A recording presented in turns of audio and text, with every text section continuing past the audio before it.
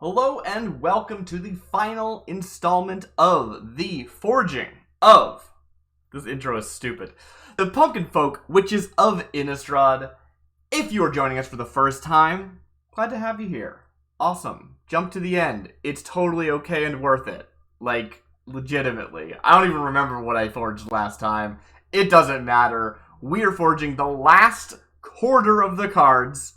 All today, I hope. It should work out. I don't really know. I haven't counted how many cards are left. If you're joining us for the first time and don't know what this is, we are using Urza's AI to forge a new AI-generated set called the Pumpkinfolk Witches of Innistrad, and it uses the mana costs of Innistrad Midnight Hunt. What does that mean? Well, it means that using the deck builder feature, we've input the deck name, the Pumpkinfolk Witches of Innistrad, and we've left all other values blank except for mana cost, which are specifically comes from Innistrad Midnight Hunt. With this, we are guaranteed to get cards of a specific mana cost, but every other factor is completely random, as the AI demands. whatever it says goes. Now, we are going to be doing a little bit of re-rolling cards if we don't think they work properly. There aren't any hard rules for this set. Instead, we are simply going to be re-rolling things that either don't function entirely, which I don't think we've run into anything that doesn't function at all, and we are going to be re-rolling cards that just kind of don't live up to their potential. If you are just forging cards normally and you're not fixing the mana costs, sometimes re-rolling things that are just kind of meh can just give you another meh card. But here at least we can be certain that we're going to get something of the same mana cost.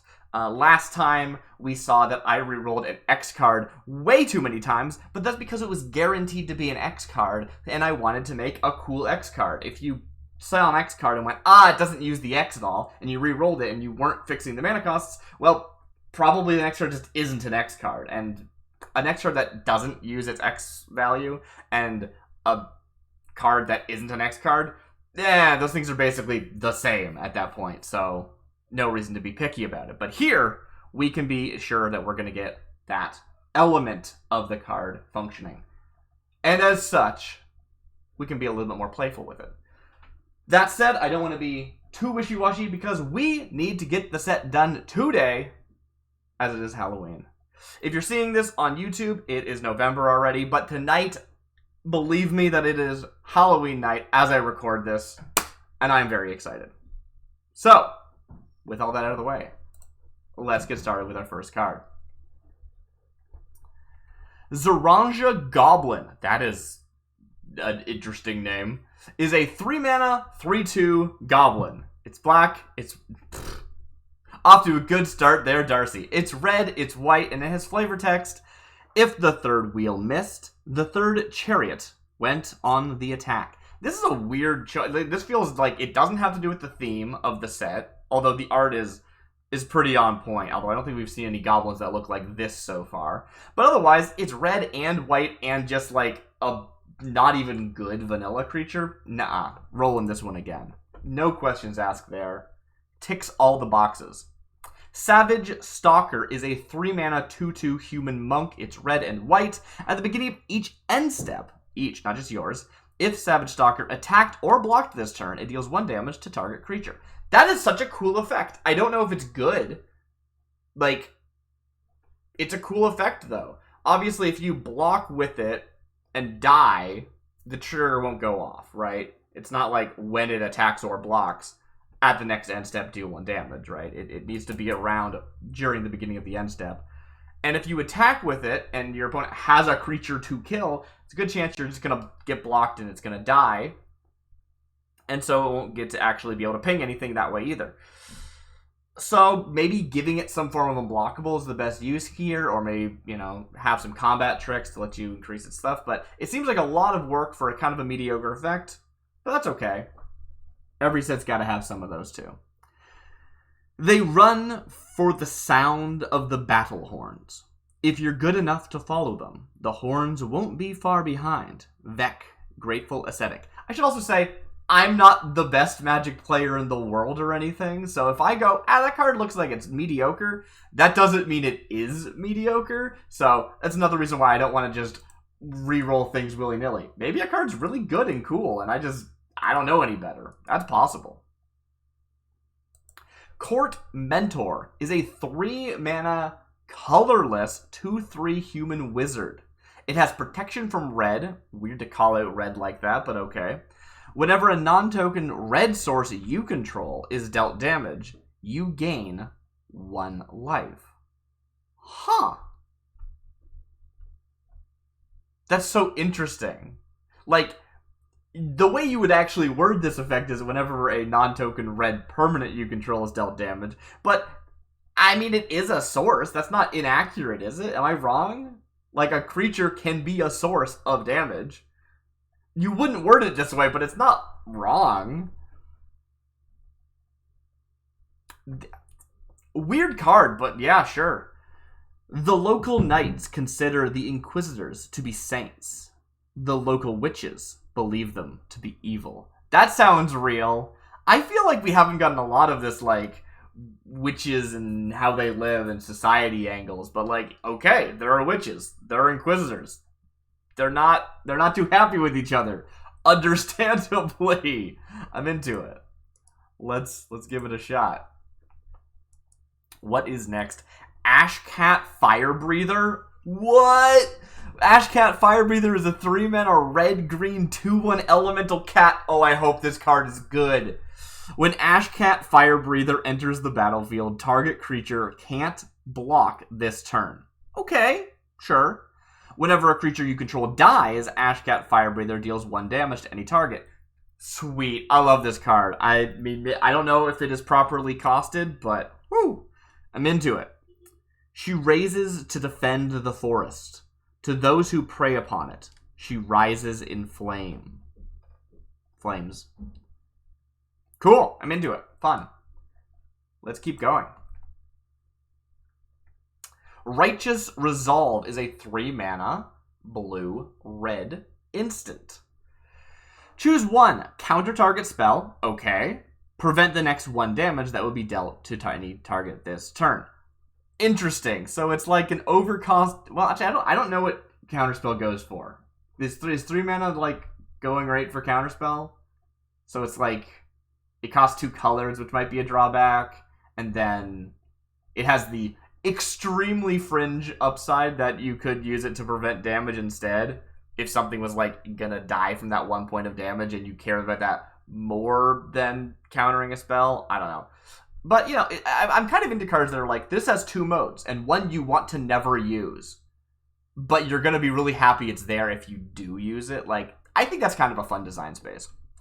As Magekind once again rides the front lines, they will answer any call to arms. Okay. Sure. Infernal Elemental is a 3-mana elemental. That makes sense. It's a 1/1 for 3 with red. Sacrifice Infernal Elemental. Destroy target creature with power less than Infernal Elemental's power. Ooh! Oh, this is a cool card. Okay. Huh.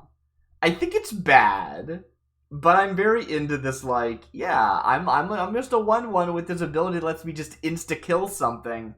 If you can make me not a 1/1. It's like a 1/1 with trample, right? Like, I'm always into that because it's just fun. It can, like, surprise somebody. But for 3 mana, I think it's probably pretty bad. Like, you'd rather this be, like, a 1/1 for 1 that had a 3-mana activated ability or something, I think. Maybe I'm wrong. I don't know. I'm going to keep it. Push, go, push, push, push. Wicked Shark, Giant Rampager. Okay, this is a game for everyone in the comments. Please leave me. This is something I've mentioned in the previous videos, but just to reiterate, after this set is done, and we will be playing gameplay with these cards. I'm not just making them for the sake of making them, but once this set's done, we will be playing with them. But after that, I am going to be forging the Commander associated package, the like commander precons that go with them, or at least some face commanders to be in that set. I want as many, like, referenced characters that aren't actually in the set, right? Because the AI is going to just come up with this flavor text of Wicked Shark Giant Rampager, and it's never going to use that name again because it doesn't know to refer to other cards. But we can refer to them. So, leave in the comments, please, timestamp and the name of any interesting characters you see that you'd like to see more of that are mentioned throughout. Super appreciate it if you do that. I know I wasted way too much time talking about it. I should stop criticizing myself for wasting time. It is another waste of time, as it turns out. Anyway, that character sounds interesting. I'd love to see where they are. We'll be making some pre-con style commander exclusive cards once we're done with this set so that we can try out these characters that are mentioned in the lore. Innovator is a 4-mana red goblin artificer. Something I've noticed about the AI, if you make a cheap card, it's super easy to be broken because it's like, oh, 1 mana? Yeah, draw 7 cards, go for it, right? But 4 mana? Here's a 1/1. 1/1 with extremely expensive fire breathing. So we might be spending a lot of time rerolling because as much as I don't want to be too strict about power level, there's a floor. You know what I mean? There's a floor. Innovator is a 4-mana 1/1 Goblin Artificer. They're red for generic and red. Innovator gets +1/+0 until end of turn. Activate only once each turn. A half sorcerer, half sailor. A dangerous blend indeed. I want to know about half sorcerer, half sailor. This is not it.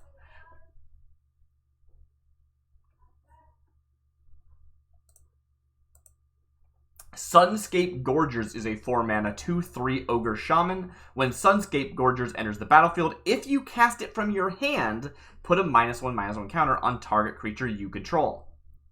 Okay. For red, regenerate Sunscape Gorgers. That's super interesting. I don't know how to evaluate 1 mana regenerate. Seems pretty strong. Like, just, you can chump with this forever. And it's a 2/3, which isn't a bad body, as long as you have 1 red mana up. Like, that's pretty cool. That's pretty cool. For 4 mana, I don't know if it's good enough, but maybe. Like, I legit don't know, so I'm not in a position to re-roll this. I'm going to say let's go for it. At least it's interesting. Stuff's happening on this card. And do you want to be putting a -1/-1 counter on a target creature you control? No. Does it have to target something? It's not a May ability. It's not another target creature, so it could hit itself if you have nothing else. So it's bad. It's bad. Don't get me wrong. I don't know. Maybe you can turn that -1/-1 counter into an upside, but probably not. But probably not. Keeping it anyway, though. Obnixilis, King of the Guild Pact.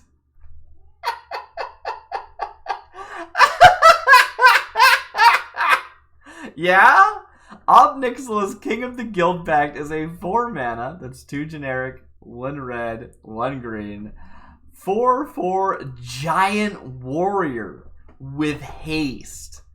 Pumpkinfolk creatures you control have trample. I don't know if we've actually made any Pumpkinfolk creatures. I told this story in the first part, the part 1 of the series, that when I did some tests before I actually started streaming, started recording, I got Pumpkinfolk creatures. They, like, invented the Pumpkinfolk creature type, and I was like, oh, cool, this is gonna be fun. And I don't think it ever came up in the actual, like, real cards, which is super disappointing. This card, okay, I'm gonna re-roll this one, I think, even though I really love Obnixilis, King of the Guild Pact. This card's just so funny. A 4-mana 4/4 with haste, that's great. Pumpkinfolk creatures you control have trample, which I guess means your changelings do, because I don't think we're going to see any. But either way, it's got its cutoff mana. I don't know. It's too much. I hate cutoff mana because there could always be a 5th symbol. I know there isn't because I wrote these mana costs, right? This is a green and red. We know this. Let them run. Let them tumble. And when they stop, pick them up and walk them home. Morgue Whisperer. Ooh, I want to see the Morgue Whisperer. That sounds like a great, like, uncommon or something. Feels bad to have to reroll Ob Nixilis, but oh well. Bolus, okay. Bolus Loxodon Hierarch is a 4-mana 5/4 with whenever you cast a creature spell, if you have a creature token, it's an interesting distinction, but okay. Bolus Loxodon Hierarch gets +1/+0 until end of turn. What a weird, like thing. Not only, okay, so, first of all, 5/4 for 4 mana, not bad. Pass that vanilla test. If you have when you cast a creature tell, if you have, not if you control, if you have, that's not, no, I can't. Oh no, we're gonna be here all night. I gotta pick up the pace. Gruul Emissary, what is happening in this set? Is a 4-mana 3/3 worm? Excuse me? It has a haste. Whenever Gruul Emissary or another creature you control dies, you may draw a card. Screw it. This is the one. This is the one we're getting. It's a 4-mana red-green worm called Gruul Emissary. Sure. They hide in the darkness drawn by Gruul. Oh, drawn to Gruul by the strength of the tribe. Sure. Sure. Ashen Rider is a 4-mana 2/2 Orc Rogue. It's black. When Ashen Rider dies, Ashen Rider deals 2 damage to each creature and each player. Wow. Sweet. I love this. Have there been orcs? There have been orcs, right? The thing is, like, I've made this over the course of 4 weeks. I don't remember what's in the set. With their rider, ashen-skinned and no mage left to light their funeral pyre, the orcs looked down on us with scorn. Ashen Rider died before they could return that look of derision. Onk. Onk. Oops. There we go. Peasant Couriers is a 4-mana 2/2 human rogue. Not a peasant, which I believe is a creature type from Innistrad. They're a 2/2 flyer. With runners hauling trade goods across Innistrad, peasants are just as essential to its development as any farmer or housewife. I'm going to reroll this one. It's kind of cool, but it's just like not interesting enough, I guess. Like, there's going to be some boring cards, don't get me wrong. Sets got to exist, but at least the boring cards should, I don't know, not be a 2/2 flyer for 4. Moro Diabolico. Ooh. Sounds like a legendary creature. I am Moro Diabolico, the Orc Pirate. 4-mana 2/2 Orc Pirate. As long as you control an Orc, Moro Diabolico gets +1/+1 and has Double Strike. It's a 4-mana 3/3 with Double Strike. That's probably good. I don't know. But yeah, it is an orc, so you always control an orc. It doesn't say another orc. AI does this all the time, where it's like, I made this restriction that will always be satisfied and therefore irrelevant. But, whatever. When there are fewer than 2 orcs, you will get 2 bowls of stew and a dozen fried fish. Did you know that? Is that a thing you knew? Mono Weaver is a 4-mana 2/4 tree folk. Ooh, I'm surprised we haven't had more tree folk. For green and tap target creature. I don't know if that's good or not. It turns a broken twig into a rowan, a feathery seed pod into a dragon's eye, and a nut into a pocket full of nuts. That description makes me wish this thing had a completely different effect, but I'll take it. It seems fun, I guess. A bit, like, disjointed, but whatever. Haunting Dreams is a creature. Aw, that was just such a cool name for, like, a sorcery or an enchantment or something. 4-mana 2/3 White Elf Druid. You may look at the top card of your library at any time. Sweet. You may cast creature spells from the top of your library. Sweet. You gain 2 life for each card in your graveyard. Not sweet. The reason that's not sweet is it's not like it says ETB. It's not like it says, you know, when a card enters the graveyard, you gain 2 life. It just says you gain it for each. How often? When? Doesn't function. Unfortunately, a broken card, despite the other stuff being pretty cool. The path to its secret is well trod, but so often unseen. Slumtoads is a 4-mana, 2/3 goblin. I'm kind of into that. Like, you'd think it would be a frog, but like, nah, these goblins are Slumtoads. That's what they call them. 4-mana, 2/3. For white and tap, the next 1 damage that will be dealt to any target this turn is dealt to Slumtoads. Huh. So if that just said is prevented, I would have been like, that's boring. That's not very interesting. For 4 mana and then 1 in tap, I don't think that's good enough. But then it said it made it worse. It said instead of being prevented, it redirects it to Slumtoads. And that just makes me be like, is there a combo there? Is there something we can do with this? And now I don't want to re-roll it because I'm just curious to see if somebody can make this card do something. That's the most fun part about Magic. Is like, this card looks bad. Is there something I could do with this that's actually good? I don't know. Is it because we look at each other so much that we've learned to think like each other? Nasa, Peddler of Bones. Cool. Nice. Goblin Heavy Industries is a 4-mana, colorless 4/4 golem. I like it so far. Whenever Goblin Heavy Industries or another artifact enters the battlefield under your control, you may sacrifice a creature. If you do, draw a card. Huh, cool. It doesn't specifically do anything with goblins, but goblins are known for sacrificing something as a cost because they kind of get themselves killed in the process of something. Like, oh, these, you know, this is a goblin-made golem that's going to help us do things. And, oh, a goblin got stuck in the grinder again and died. That's what this says to me.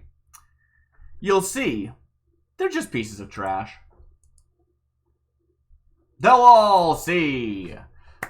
Stone Censer is a 4-mana 3/4 worm. Another worm. Interesting. Okay, cool. Not that there haven't been worms on Innistrad or anything. Don't like...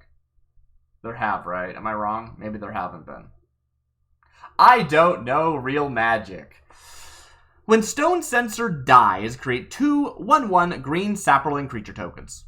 Okay, so it's a 4-mana 3/4, so not good. But when it dies, it makes 2 1/1s. So that's worse than an ETB getting 2 1/1s. But if we pretend it's an ETB,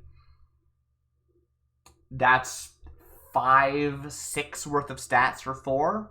Not great, but not bad. Yeah, it's playable. I'd probably make it common. When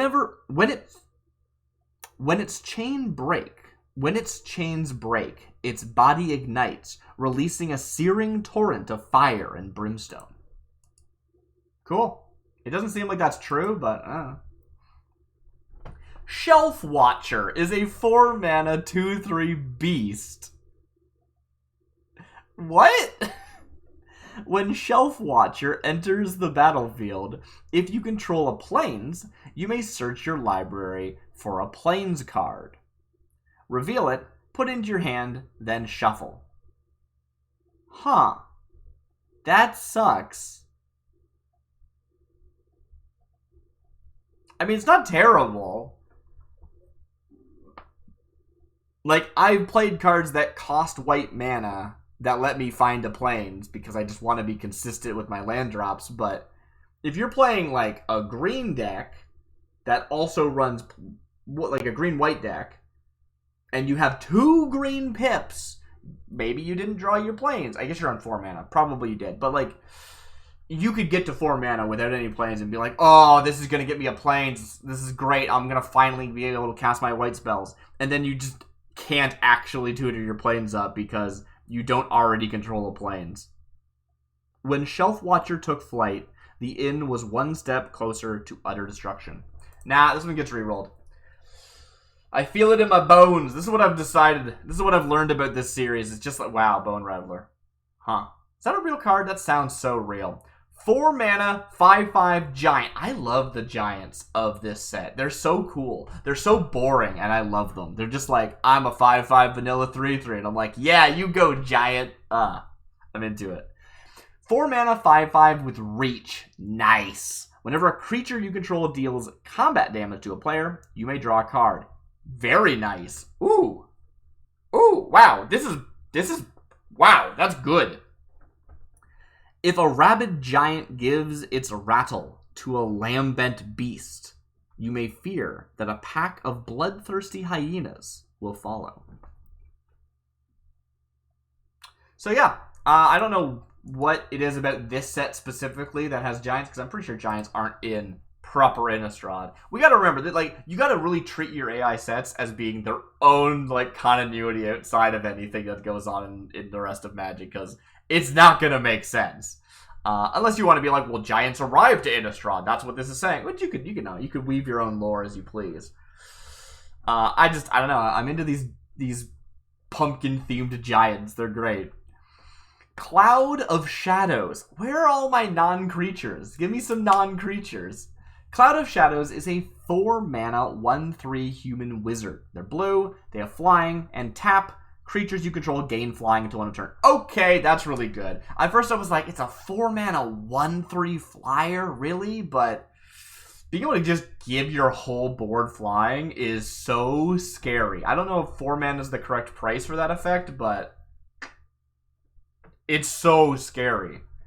And I like that they have flying, because you're probably not going to use them for the flying part, because you're going to, you're going to tap them to give you the rest of your board flying. But it feels thematically appropriate. It's super weird when it's like, I'm a flying card. I give people flying, but I don't have flying myself. And it's like, yeah, that guy doesn't need flying because they're not going to be attacking probably. But it's weird if they don't have it, and it doesn't really matter if they do. So why not you give it to them? 1 candle is never enough. 1 book is never enough. Even 2 are never enough. Sorry, that cracked me up. Never mind 100,000. Just light a single one for me. Adara, Cloud of Shadows Librarian. Okay. So Cloud of Shadows is like a title, like a... For some reason my brain is thinking like Cardinal, which is a bad example, but like, you know what I'm saying, where it's just like, oh, that person is a Cardinal. That person is a Cloud of Shadows. That's a thing. So... Wait, but... So that would imply that they're like... If I use my Cardinal analogy, it's like a Cardinal Librarian. Does that just mean they're both? Because Cloud of Shadows and a Librarian makes it sound like they're like a Librarian for the Cloud of Shadows. I don't know. I'm not sure. Anyway, cool. I like this card. Reap Marshal is a 4 mana 3/3 human knight. Reap. Ooh, I love it when the AI makes up its own keywords and then gives you full reminder text for them. It is my favorite thing to happen, and it happens so rarely. I hope it's not broken. I hope it functions. Reap. Like flying, it's just a single keyword. In this case, Reap means this deals damage to creatures in the form of -1/-1 counters. Boo! Really? It's just Wither? Okay. I mean, that's fine. Is Wither maybe more than that? Does Wither also do, like, poison counters or something? It doesn't, right? No, Wither doesn't do poison counters. It's just Wither. It's just Wither with a different name. Oh, well. I mean, that could be fun, too, where it's like horsemanship, which is just flying, but for horsemanship. Yeah, we made a different name for it. Although, horsemanship's a bad example, because horsemanship should just be flying, where it's like... It would be cool if they... You know how that thing they do now, where it's like... Oh, this card's name is Dracula, but that's just a flavor name. It actually has, like, an official name, because it's the same card, right? It counts as one of your 4 of that card. Doing that with keywords, where it's just like, this character has horsemanship, which is a flavor stand-in for the ability flying. It still interacts with flying. It can be blocked by flying creatures. It can block flying creatures. Blah, blah, blah. They're functionally the same. It's just changed flavorfully for the set. That'd be interesting. It'd be confusing. Why would you do that? You wouldn't. You wouldn't want that. That would be dumb. Anyway, this card has Rape. For white, creatures you control get +2/+2 until end of turn. That is super good. This card's strong. I'm glad we're getting into, like, strong big cards instead of, like, disappointing big cards. Not that 4 is that massive, but for Magic, it's not bad. I went off on a weird tangent there. It is as dangerous to fall in a hopeless cause. That says fail, doesn't it? It is as dangerous to fail in a hopeless cause as it is to abandon a promising one. Arvid Pusel, Deathbringer Leader. I think I pronounced their surname wrong. I feel weird about that. That's an interesting phrase. It's as dangerous to fail in a hopeless cause as to abandon a promising one. So if you are working towards a hopeless cause and you see it through and it fails because it was hopeless, that is as dangerous as abandoning something that would have been promising.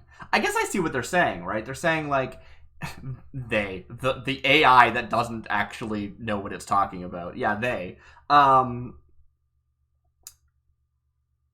If you abandon something that would have been beneficial to you, and therefore deprive yourself of that beneficial thing, that is as bad as doing something hopeless and failing and losing something in the process. I think that's what it means. I like this. This is fun. I'm glad people like watching me do this because it's a lot of fun. Thank you, everybody who watches. Bulwark Wanderer is a 4-mana red 3/2 goblin. It has protection from red. Threshold. Bulwark Wanderer gets +1/+1 as long as 7 or more cards are in your graveyard. That's what Threshold means. Congratulations. So it's a 4-mana, 4/3 with protection from red. I don't like protection from color effects. I don't like them unless they're like, choose a color if they have protection from that color. Like, I'm okay with those effects because you're deciding them during the game. I bet this card's actually quite good. Like, I bet if we compared the cost and the stat line to existing sort of vanilla protection from red cards, we'd be like, yeah, that's a fine card. That checks out. It's just kind of, I don't like it. Do you want to re-roll it? I mean, it's a perfectly functional card. Let's read the flavor text. Threshold. My grandmother told me to put my feet on it when I had the first tremors. I never listened to her, but now I've learned to listen to myself. Galvany Frost Smasher. I'm going to re-roll this one. It's not necessary. It's just, again, it's that thing where I don't want to be too wishy-washy with it, but I'm going to trust my gut instinct and be like, we can do better. And by better, I don't mean more powerful. I mean more interesting, you know? Ghoulcaller Giant is a giant. I love this name. I don't know why it is a 4-mana red creature. But it's a 4/3. It has flying. What? And whenever Ghoulcaller Giant deals combat damage to a player, destroy target non-basic land. Okay. Previously, I decided to ban all land destruction. This is non-basic, which makes it a little bit, like, more... I think non-basic land destruction has a place in Magic because so many land, like, non-basics are just bonkers, wild, ridiculous, right? Land destruction that's, like, destroy target, like, you know, a non-basic, and then that non-basic turn, you search your deck for a basic or something. Like, I think those are, like, pretty soft, and I'm kind of okay with those. Those are the best. Like, turn something into a basic land, I think is a cool thing that should exist in Magic. Just straight up land destruction. I'm not dealing with my set. You can have it in your set. I'm not going to do it in my set. That said, I don't remember a card I made, and I decided this, like, last week, so maybe I already broke that rule. I legitimately have no idea. Anyway, this is a 4-mana 4/3 with flying, and it destroys non-basics. I really want to keep this card. I'm going to commit to my rule of no land destruction, though, so therefore it's going to get cut. The new student will need more time to get up to speed. Wow, you did not land that, did you? I did not, no. Hornet Striker is a 4-mana 2/1 Goblin Warrior with flying and haste. Okay. Is this like a goblin riding a giant wasp or something? Because that's kind of awesome. 3 mana and tap. Hornet Striker deals 1 damage to any target. That is such an expensive pinger. I don't know how valuable a like flying haste creature is, right? Because if you told me this is a 3/3 flyer for 4, I'd be like, yeah, that's reasonable. Because flying is worth at least a mana. If you told me it had haste, I'd go, I don't know. I don't know how much, mana value haste is worth. I'm going to keep it. It's flavorful. It's interesting. It's got use case, even if it's kind of expensive. Yeah, I'm into it. Hornet Busters in Swarm's Rise are no match for the sheer number of angry hornets. I don't know what that means, but I really like it. It makes me go, ooh, tell me more about this. There's something fun about lore that doesn't give you answers. It's just like, hey, I said a thing that was weird and evocative. I'm not going to explain. Good luck. I hope you enjoyed. Traveling Geyser? Traveling Geyser is a 4-mana 3/2. I've only gotten creatures today. I hope we get some non-creatures soon. Am I just on a weird seed today? This is odd. Traveling Geyser is a 4-mana 3/2 red human wizard. For generic and red, sacrifice Traveling Geyser. Return target creature to its owner's hand. Activate only during your upkeep? What? Would be cool if it didn't have that timing restriction. Still probably not very good, but whew. Wicked, isn't it? I wonder where it's going. Atropa, Ageless Thaumaturge. Nah, I'm cutting this. I don't care. It's not about cards being too powerful. It's not about cards being too weak. It's just about not feeling good for me, which means I'm going to have... it's interesting. Even though this is AI generated, it does have my fingerprints on it because I got to decide what stays and what gets cut. You know what I mean? It's so weird. It's so weird. Death Mask Survivors. Oh, those are all masks. Okay. Is a 4-mana 2/2 zombie. Oh, okay. For 3 mana, sacrifice Death Mask Survivors. Destroy target non-basic land. I'm not even going to read that flavor text. Pause the video. Dak Faden. What? Wait, is Dak Faden from something? That name sounds so familiar. Is Dak Faden a character from something? Yeah, this says it's been said by Dak Faden. I haven't read the flavor text yet, but it says it's by Dak Faden. This isn't a legendary creature. It's just Dak Faden. What? Okay, let me actually read the card. 4 mana 2/2 human warlock. Whenever you cast a spell, you may pay generic and red. If you do, draw a card.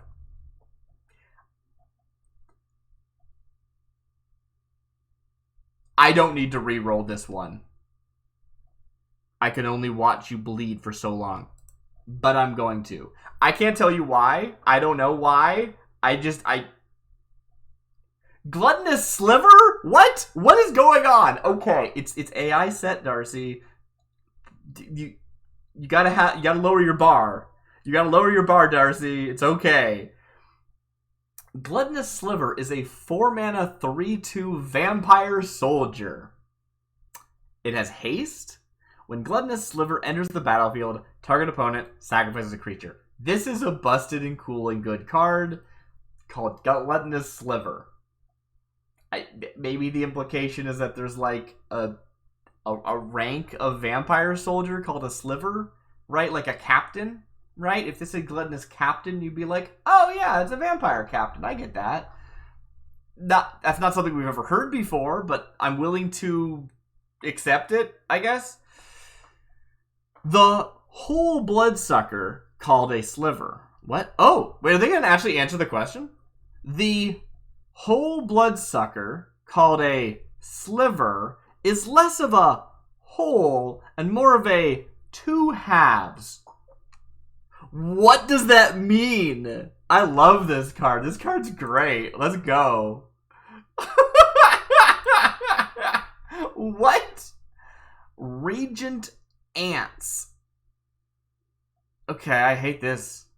I have a thing about ants. Don't ask. I do. Everyone's got their things. 4 mana, blue, 3/3 insect horror with reach. And the correct reminder text for reach. Good. Whenever Regent Ants attacks, it gets +2/+0 until end of turn. So this is a 4 mana 3/3 reach blocker, which is pretty good.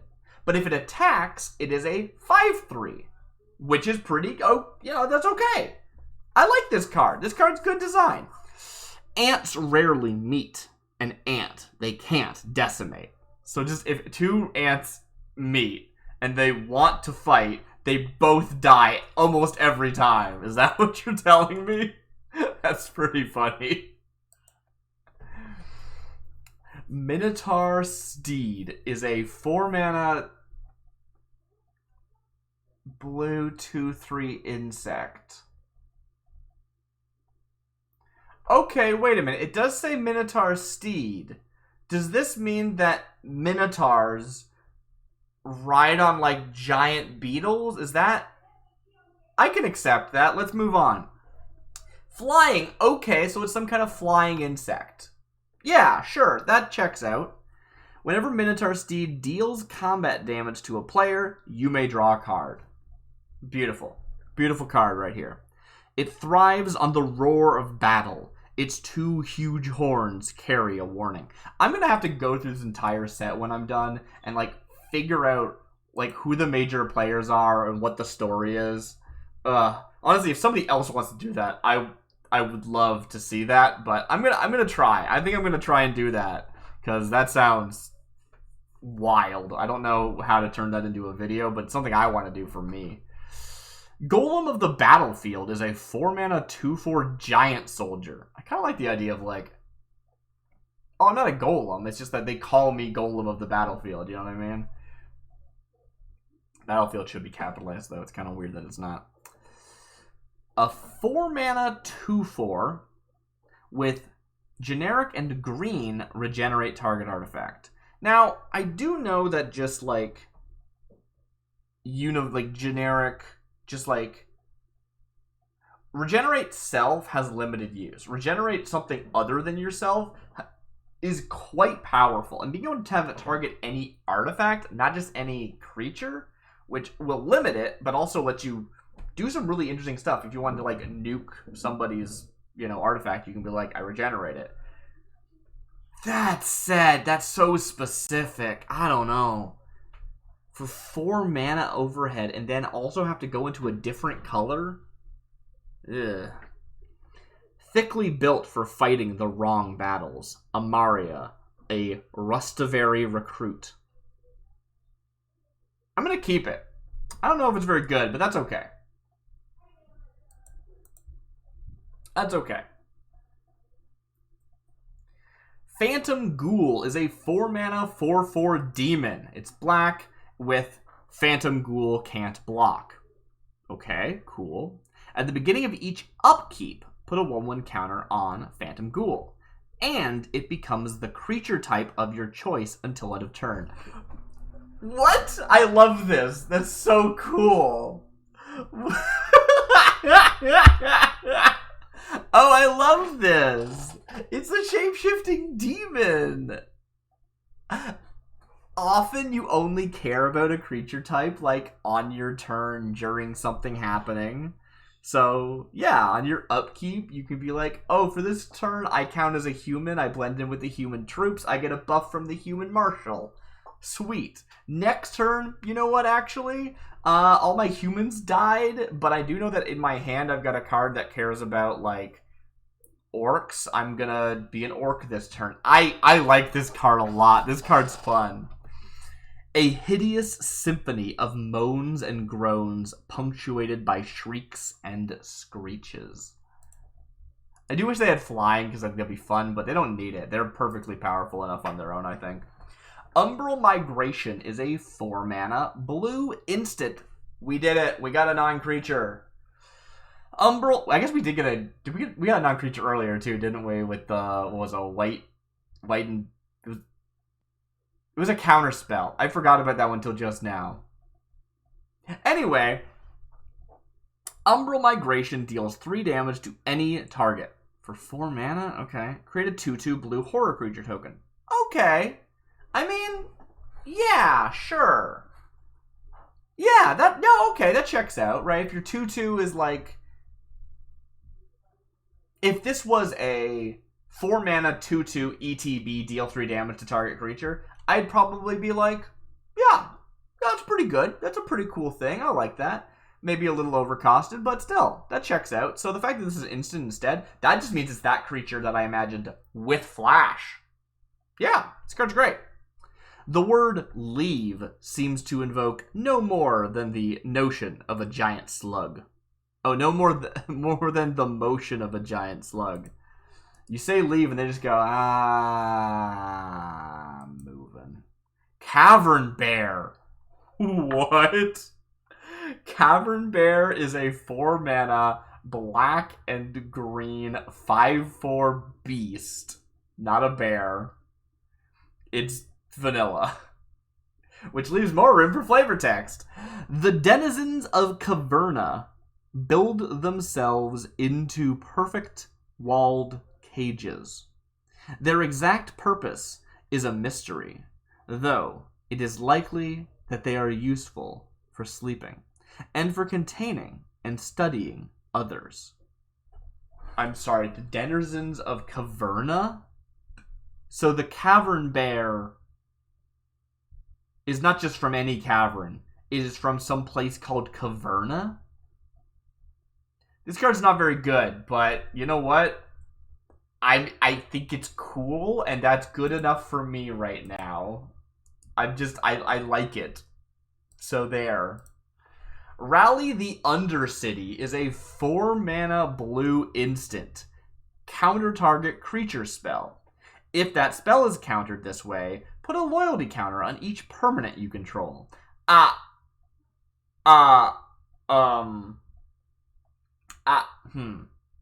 So it's a counter spell that has a limitation. It can only counter creatures, so a drawback, but is expensive. And the consolation is that you get loyalty counters. So if you had multiple planeswalkers, it would hit all of them. It's not just one. I'm going to reroll this card. Have we seen a planeswalker? We haven't, right? There's no way we've seen a planeswalker in this set, I don't think. A citizen is many things. Among them, an honest watchdog, a loyal poodle, and an inquisitive fawn.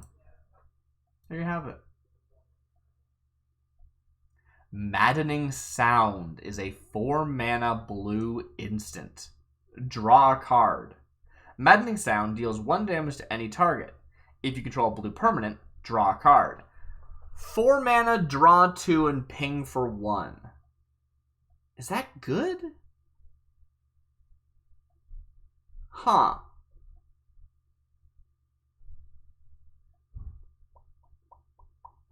What's interesting to me about this card is that it does have you draw first before you do the damage.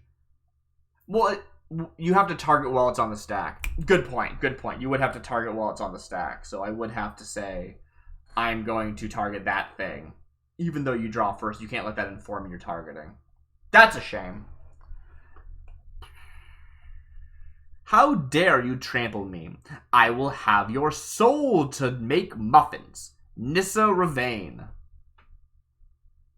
I think I've asked this before on the show, but is that Nissa's last name? Is it Ravane?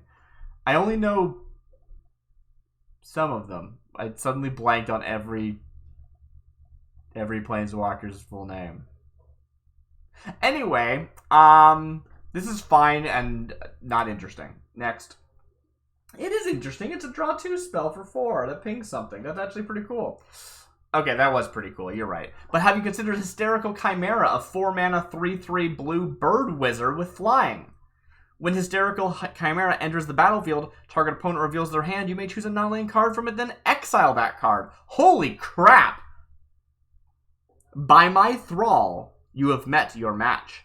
Akiri, Necromancer. There you have it. Creeping Alchemist is a 4-mana 2/2 red goblin with flying. Okay, I like the name. I like it being a goblin. The fact that it's flying is weird, but I don't know. You're an alchemist. Maybe you got some potion for that. Generic and red. Creeping Alchemist deals 2 damage to target creature, and you gain 2 life. That is quite powerful. Just like universal ping. Just like ping, ping, ping, ping, ping, ping, ping. Right? It doesn't have to tap in the process, so if this was a tap ability, I think this would be like a pretty good, nice, clean card. Not being a tap ability, that's gonna be really scary. Its goal is to carry the old traditions of the metalsmiths into the modern world. Oh, there you have it. Witch Stalkers is a 4-mana human warrior. Oh, you're with the Inquisitors, aren't you? A 2/2 first strike with as long at... A 2/2 first strike? That is a weird way of saying that, you're right. Oh well. First strike, as long as Witch Stalkers is in your graveyard, you have hexproof. Now, the reminder text for hexproof is kind of wrong because it says it can't be the target of spells or abilities your opponents control, but it in this sentence is you. You are it in this sentence. So, I don't have a problem with that. That's a cool one. It's weird. Like, the design space is weird. This would be a fun, like incarnation, right? Like anger giving all your creatures haste or whatever while it's in the graveyard. But you having hexproof? Actual player targeted stuff is surprisingly rare. I find in my... I guess targeting your opponent's not that rare. Targeting yourself is pretty rare. But this one's more about protecting you from your opponent, so. Checks out. Some of them choose to go the restless route, waiting to strike at the opportune moment. Now, having, like...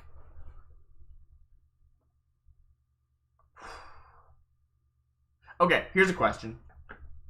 Is there counterplay to this, right? If I have a card that's like exile target card from a graveyard, it's not like exile target card from target player's graveyard, is it? Because if so, that makes this card just like really hard to deal with. I don't think so. I think it just says a graveyard, right? Yeah. Yeah, I think that's fine. I don't think you have to target the player that you're exiling it from. Maybe with certain cards, but like not usually. So yeah, I'm okay with that card. That card's fun. Crystal Shaper Adept. Ooh. Okay. 4-mana, 3/4 Merfolk Wizard. That checks out. When Crystal Shaper Adept enters the battlefield, you may return target non-land permanent you control to its owner's hand. No metal? How barbaric. Bone Wizard. Wait, but you're a Bone Wizard. Okay, so what is this? It's a 4-mana 3/4, not good. It's a May ability to bounce something, which can be useful sometimes. It's so fringe, I just don't think it's interesting enough. I'm going to reroll it. Air Elemental, fair enough, is a 4-mana 1/3 Elemental Shapeshifter. Ooh. It is flying and evolve, which has the reminder text of whenever a creature enters the battlefield under your control, if that creature has greater power or toughness than this creature, put a +1/+1 counter on this creature.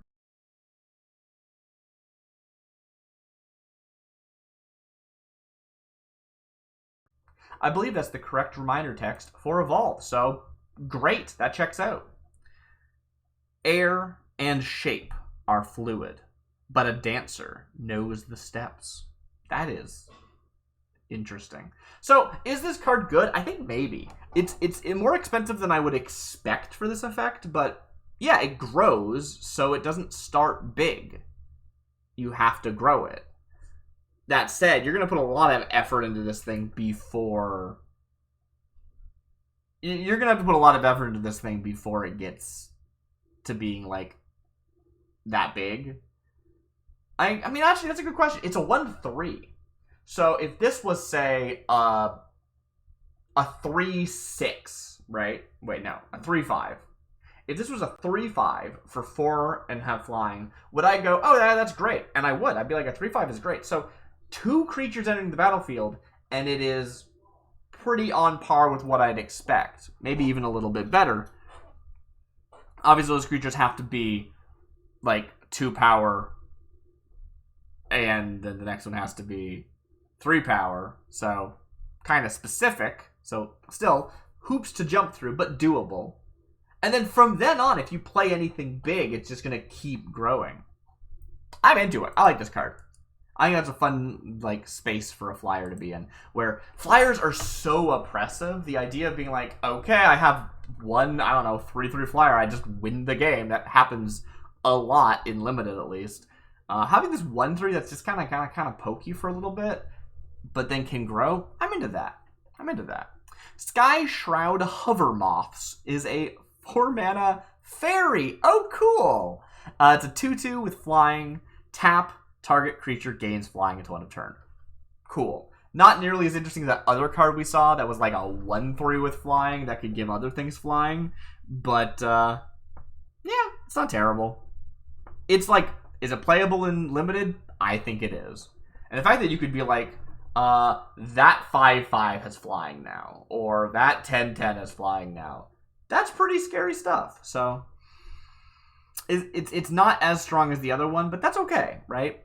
Commons and rares, they have different power levels. It's fine for a card to not be as strong as every other card that does the same thing. Once their bloodline is extinct, their forms can be seen among the Fairy of Innistrad. Huh. I don't know what that means, but it sounds sad. Cavern Worm, another worm, is a 4-mana green 4/4 worm. Whenever Cavern Worm or another non-wall creature enters the battlefield, creatures you control gain menace until end of turn. Huh. Okay. It's a weird... It's a weird, but sure. When its native foothills have given way to Shadow Spawn, it's already too late to be sure. Sure of what? What? Lightform Stalker is a 4-mana 2/3 human warrior. I wonder if they're also a, like, witch stalker. Can I say the Wombo API style art, generated art, it really likes to just generate people from, like, the shoulders down. I think that's probably because faces are hard, and it was like, people like the ones where you can't see the faces better. Let's just draw people from the shoulders down. I don't know. 4-mana 2/3 flyer, okay? Whenever Lightform Stalker becomes the target of a spell or ability an opponent controls, untap target permanent you control. Weird. Huh. That, okay. You know what this makes me think of? It makes me think of, like, imagine this said, Ward,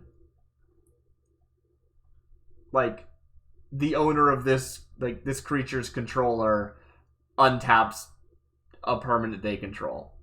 Like, you wouldn't word it that way. That would be a weird way of wording it. But that's what it's saying, right? It's like, do you actually want to use a spell on me?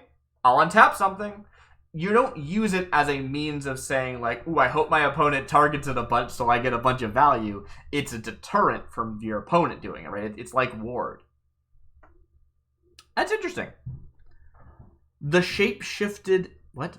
She shape-shifted into a bird, flying as a peregrine falcon over the Black Sea, while her enemies went mad in the rising waters. No idea what they're talking about. That sounds like some kind of witch thing that this person's maybe they're hunting that person. Chalice of the Guild Pact is a 4-mana 2/3 insect druid. I should say, I want to remind everybody, because I just remembered, insect druids are a theme from earlier in the set. There is precedent for some kind of insect people who practice some form of druidic arts, and I'm into it. That's a cool like idea for a plane specific race, right?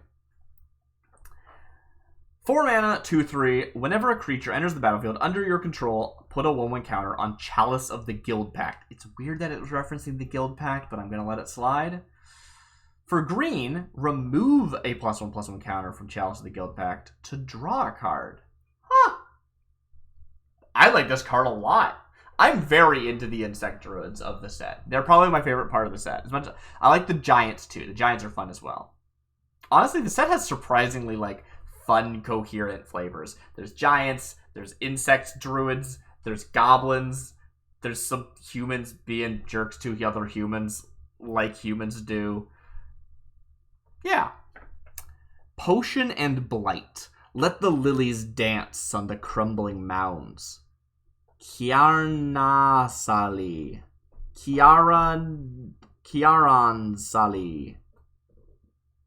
I mean, this is clearly some legendary insect druid. This is clearly some legendary insect druid we can make for our pre-con commanders. Heck yeah. Just because I said that doesn't mean I don't need a comment reminding me. I will forget all of this by next week, so please. I would appreciate it. Just because I said something doesn't mean I don't need a reminder in the comments. Moonlit Center. I know that sounds like I'm trying to just like beg for comments because it's good for engagement. Like, legitimately, I need that help. Moonlit Sentry is a 4 mana green, white, 6/6. Okay. 4 mana, 6/6 zombie giant. This is a cool card so far. Okay. Wait a minute. Moonlit Sentry is a 4 mana green white 6/6 vigilance haste zombie giant. Which sounds like a lot, but for like 3 colored pips, that's a cost. That's like a considerable cost of 2 different colors. Yeah. But it also has Daybound. If a player casts no spells during their own turn, it becomes night next turn. That is a truncated reminder text, right? It doesn't say, like, if it enters the battlefield. I think, isn't that... Daybound means, like, if it's not day, it becomes day. And if a player casts no spell during their own turn, it becomes night. And if it is night, flip this card over to its nightbound side. Like, this doesn't act. This just tells you like how day-night works in its reminder deck. It doesn't actually explain like why this card is daybound. The implication is that I don't know if I can keep this. I really like this card. Is it maybe too strong? Maybe. And so maybe it's actually fine that I have to re-roll it, but it's not really appropriate, is it? Like, I'm going to put a pin in this, and I'm going to go actually look up how Daybound is worded on cards. Okay, so the reminder text for Daybound is simply, if a player casts no spells during their own turn, it becomes night next turn. It doesn't say ETB, it becomes day. It doesn't say, like, when this happens, please flip over this card and turn it into its nightbound side. None of that is here, right? That is all rules, but not text, right? It's not part of the reminder text because it's not the part of the ability we need to remind you about, right?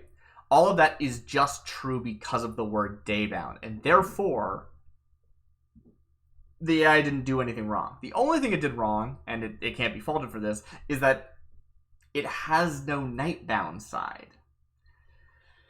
So I have to ask myself, is that okay? If a card has no nightbound side, when it becomes night, does it just stay on its daybound side? Is that okay? Is that allowed? I don't know the rules of daybound well enough.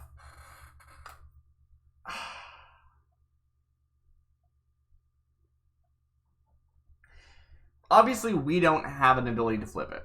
If I wanted to be like, oh, we need to make a card that, like, I can't have a card that doesn't use a mechanic that it can't use in full, then I could break it down. I could say, nope, we have to reroll this card, no questions asked. But I don't know if that needs to be a rule. Like, as long as everyone at the table goes, oh yeah, I understand how that works. ETB, it becomes day. It does not have another side. But someone at the table might be like, well, if something doesn't have another side, like, it would cease to exist or something. Or it would be flipped face down and never be able to flip face up. Like, I don't know what people would say. I don't know what the correct ruling even would be. I think the correct ruling is it stays on its daybound side if it has no other side, right? It's like if you made a token of a werewolf and the werewolf is supposed to be flipped over, it would just fail to flip and stay on its daybound side. I believe that's correct because it has no back. Tokens don't have backs. I don't know, though. And the I don't know makes me think I kind of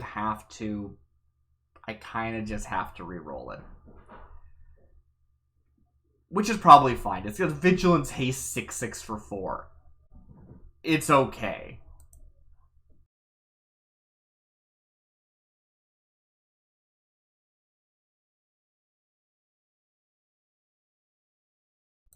Alright. Did you read the flavor text? Oh, I don't think I did. Oh well. That's a shame, but oh well. Lull Mage Mastery is a 4-mana Treefolk Wizard legendary creature. Ooh. It's a 2/2 for 4. But whenever you cast an enchantment spell, create a 2/2 green sapperling creature token. Huh. I missed the zombie giant. No, this is a cool card. It's just like, it's one of those cards that they print and you go, oh, that has no support in limited, right? This is like one of those mythics that you go, you don't draft the mythic in this format. Sometimes you don't want to draft those mythics, right? They're just not good in limited. And so this would have no support in the Pumpkinfolk Witches of Innistrad. But it would be kind of a cool commander, right? I don't know if it's good enough.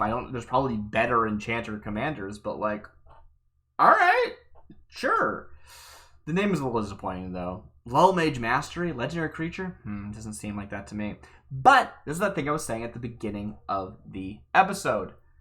The only thing we know is going to happen if we re-roll this is that it will be generic, green, white, white.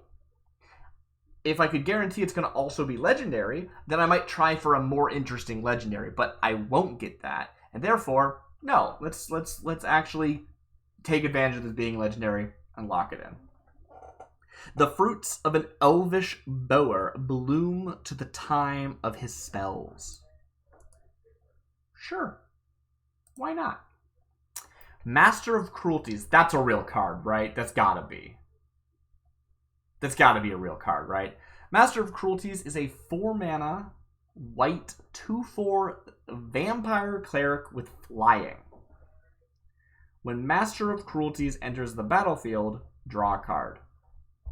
Cool. The fact that it costs 2 white pips seems like overkill, but otherwise, yeah, nice. She always says the most direct route through a room. What? It's the same in life and death. Whatever you say, flavor text. Lord of Extinction. Is that an existing card? Lord of Extinction is a 4-mana, 5/4 vampire wizard with haste. That could kill somebody. You're not expecting that and just like 5 damage out of nowhere. When Lord of Extinction enters the battlefield, exile target non-land permanent and opponent controls. If you lose the game, return the exiled card to the battlefield under its owner's control at the beginning of the next end step. Okay, so this is weird. In 1v1, that last bit's irrelevant. The game's over. But if this is Commander, you're actually like holding that land hostage, which is really funny, but also dumb. As cool as Lord of Extinction, the 4-mana 5/4 with haste vampire wizard is, This is land destruction. It hit our land destruction clause. We're going to re-roll it. His presence makes everyone afraid.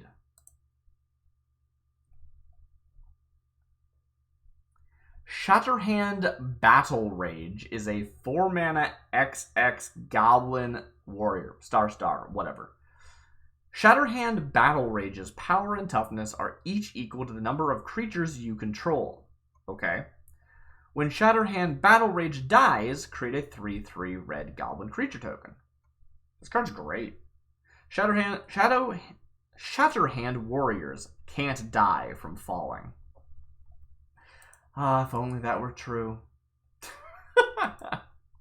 That's awesome. Muragonda Brute is a 4-mana 3/3 goblin. It's red, it has menace, and it can't block.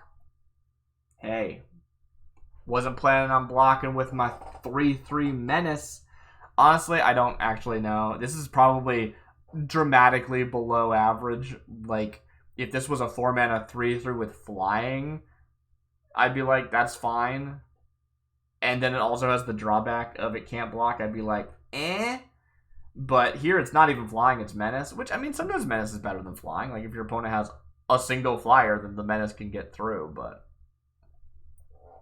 it shakes the trees. The thunder doesn't have a chance.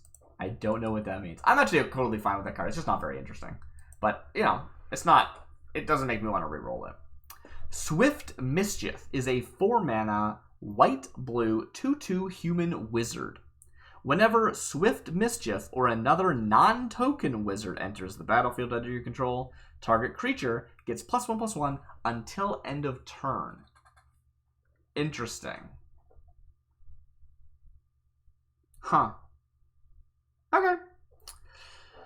If you think this magician has more tricks than meets the eye, try asking him to pick a lock.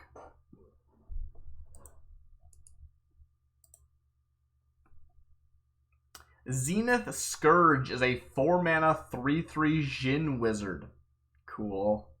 They have flying. At the beginning of your upkeep, Zenith Scourge deals 2 damage to you unless you sacrifice a land. Huh.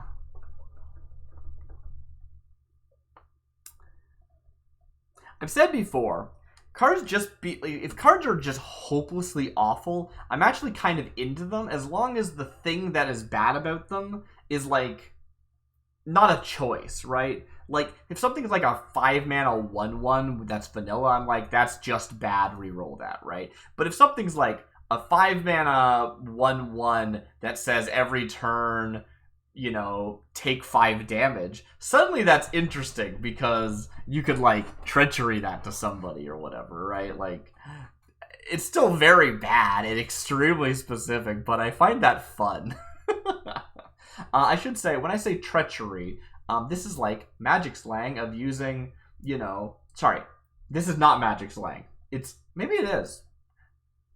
Let me know if this is magic slang or not. Anyway,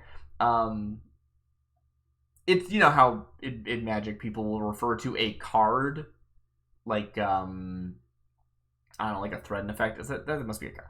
I don't know why I'm trying to explain things. I don't know anything about Magic. Anyway, they use an existing card and be like, yeah, anything that does something similar to that thing is that kind of effect, right?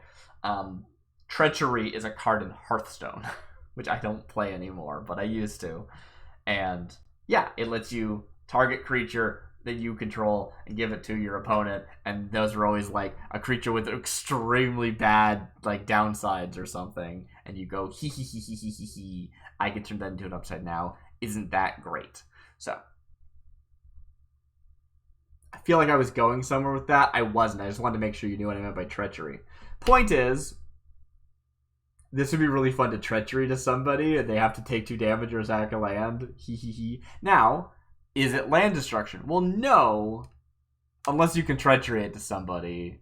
But that's like a pretty big if. And even then, it is a choice, so I don't think it counts.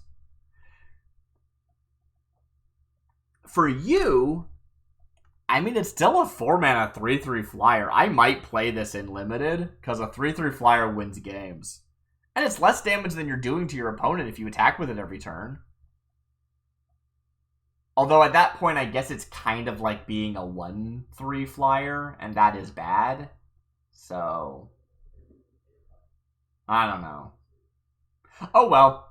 It feeds on life and sends those it catches back to its master. Woo! I don't know why I did that, sorry. It's spooky. It's dark outside now. I'm very... Woo! I'm having fun. It's Halloween. I know it might not feel like Halloween a week from now when you're watching this, but I'm in a spooky mood. Prophetic Spectre is a 5-mana 3/3 blue spirit. It has flying. For generic and blue, draw a card, then discard a card. Okay. For 3 generic, blue and blue, target opponent reveals their hand, you choose a card from it and exile it. That is very expensive, but honestly, a repeatable effect like that could be legitimately powerful. And it's already a 5-mana 3/3 flyer. Yeah, it's not terrible. And you can loot with it. No, I like this. It's a good sack. It is a good mana sink. That's the phrase I'm looking for. You've been summoned for trespassing, you traitor. Lady Hakamon, senpai of the Harvest Ritualists. Is that what that actually says? Am I reading that right? That does. It says senpai of the Harvest Ritualists. That's so funny. Oh, that's really good.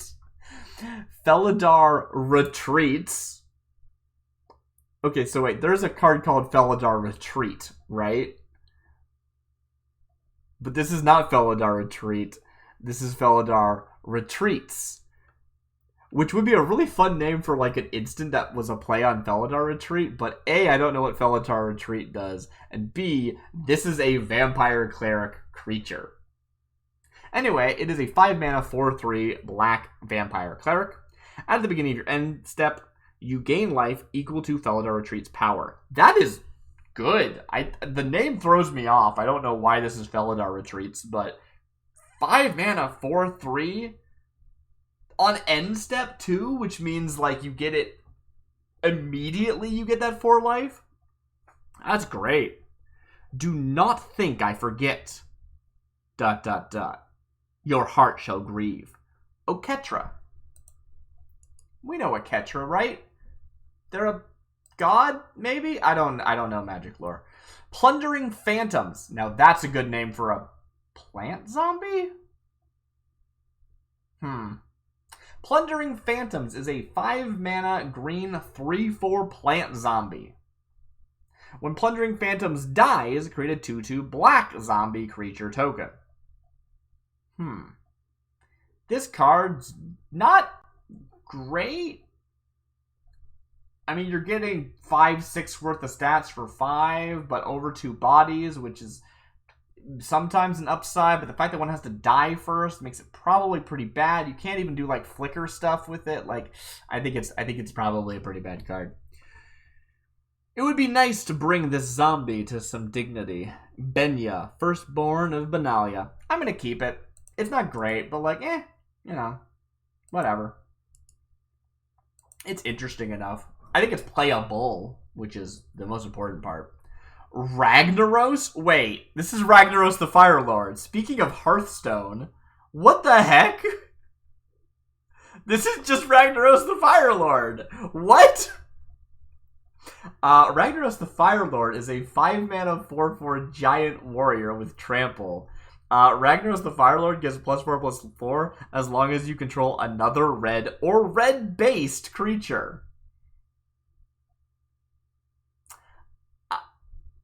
I kind of want to keep this card. Again, I really like the giants in this set, but no, I can't. It's literally this is. People are gonna think I like input the name Ragnaros the Fire Lord. I didn't. That's what the heck. In his last gasp, Ragnaros thought of his reign in Asagi, which his people remembered with distant horror. It's so funny to me. It's good too. It's a 5-mana 8/8 with trample as long as you control another red creature or red-based creature. So I have to assume red-based is a creature type, right? Would that even be correct? If a card said, as long as you control another red or goblin creature, you'd be like, that's wrong. You can't, that can't be, you can't say that. Like, even though that's correct, it's a red creature or a goblin creature. Like, even though that's correct, you wouldn't say a red or goblin creature.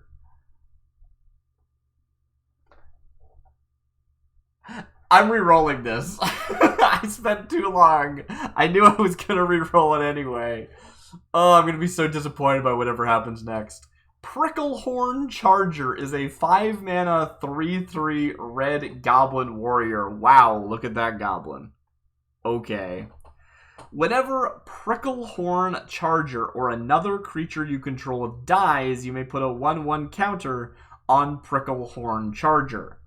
So, for 5 mana overhead, you get a 3/3. Whenever another creature you control dies, you can put a 1/1 counter on Pricklehorn Charger.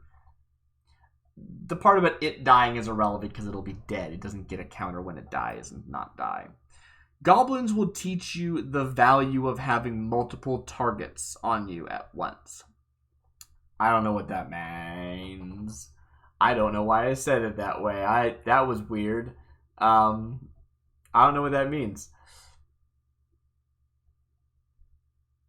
This is not, like, the worst card we've made, and I should definitely keep it.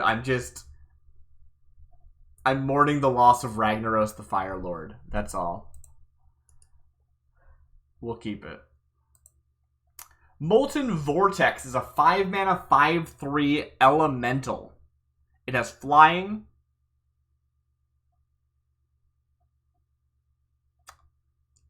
I'll allow it. It has flying. At the beginning of your end step, if you gained life this turn, put a non-land permanent card from your from your graveyard onto the battlefield.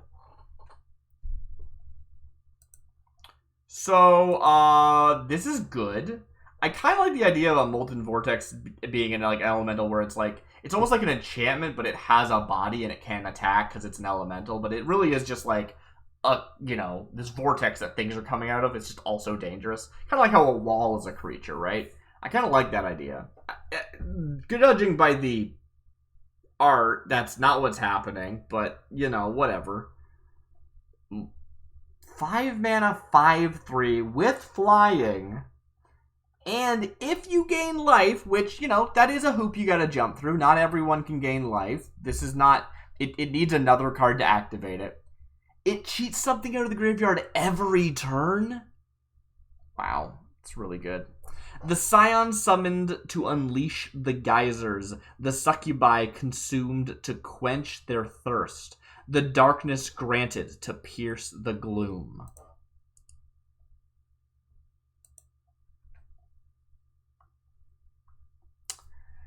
Gilt Leaf Weirding. Nice, I like that. That's cool. 5-mana 2/5 Tree Folk. Green, sacrifice Gilt Leaf Weirding. Target creature gets +1/+1 till end of turn. Activate only during your upkeep. This card sucks and I'm re-rolling it. So I'm learning that love and trust are earned in very different ways. Sadist, Slayer of Griggs. So, what's cool about this is that tree folks are known for having small power, high toughness. But it's just a 2/5. Like, yeah. Wrathslain Axe Witch. Hey, we gotta get some more witches in here. It's the Pumpkinfolk Witches of Innistrad. Let's go. 5-mana 2/2 human warrior. You better have a good ability to make up for that 2/2 body. Wrathslain Axe Witch. Wrathslain Axe Witch, it's so hard to say. Attacks each combat if able. That's a downside, okay. Wrathslain Axe Witch gets +1/+1 as long as you control a black creature. So it's a 5-mana 3/3 that must attack. My spear is ready. My raven's bright eyes ready to see your death. And my tongue is already eager to devour you. That's enough out of you, Wrathslain. Which I guess is like maybe a location, right? I don't know. Again, wasn't... That's a cool form of protection. I kind of am into that. Moloch Duskwatch is a 5-mana 4/3 Centaur Shaman. I don't know if we've seen Centaurs yet. They're a pretty rare creature type, but they show up every once in a while. It has protection from multicolored.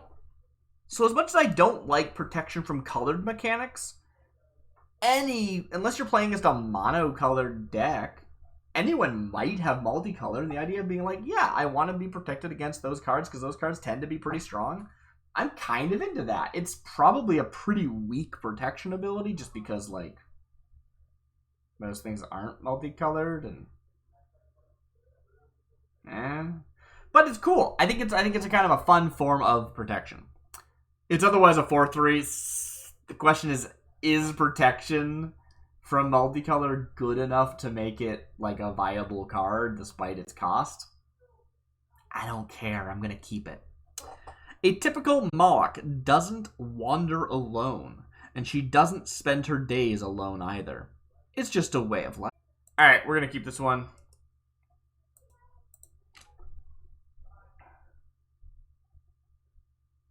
Surly Guard Witch, now that's a good name, is a 5-mana 4/3 Treefolk Warrior. Okay. Hexproof, this creature can't be target of spells or abilities your opponent control. That's true. Other creatures you control get +1/+1.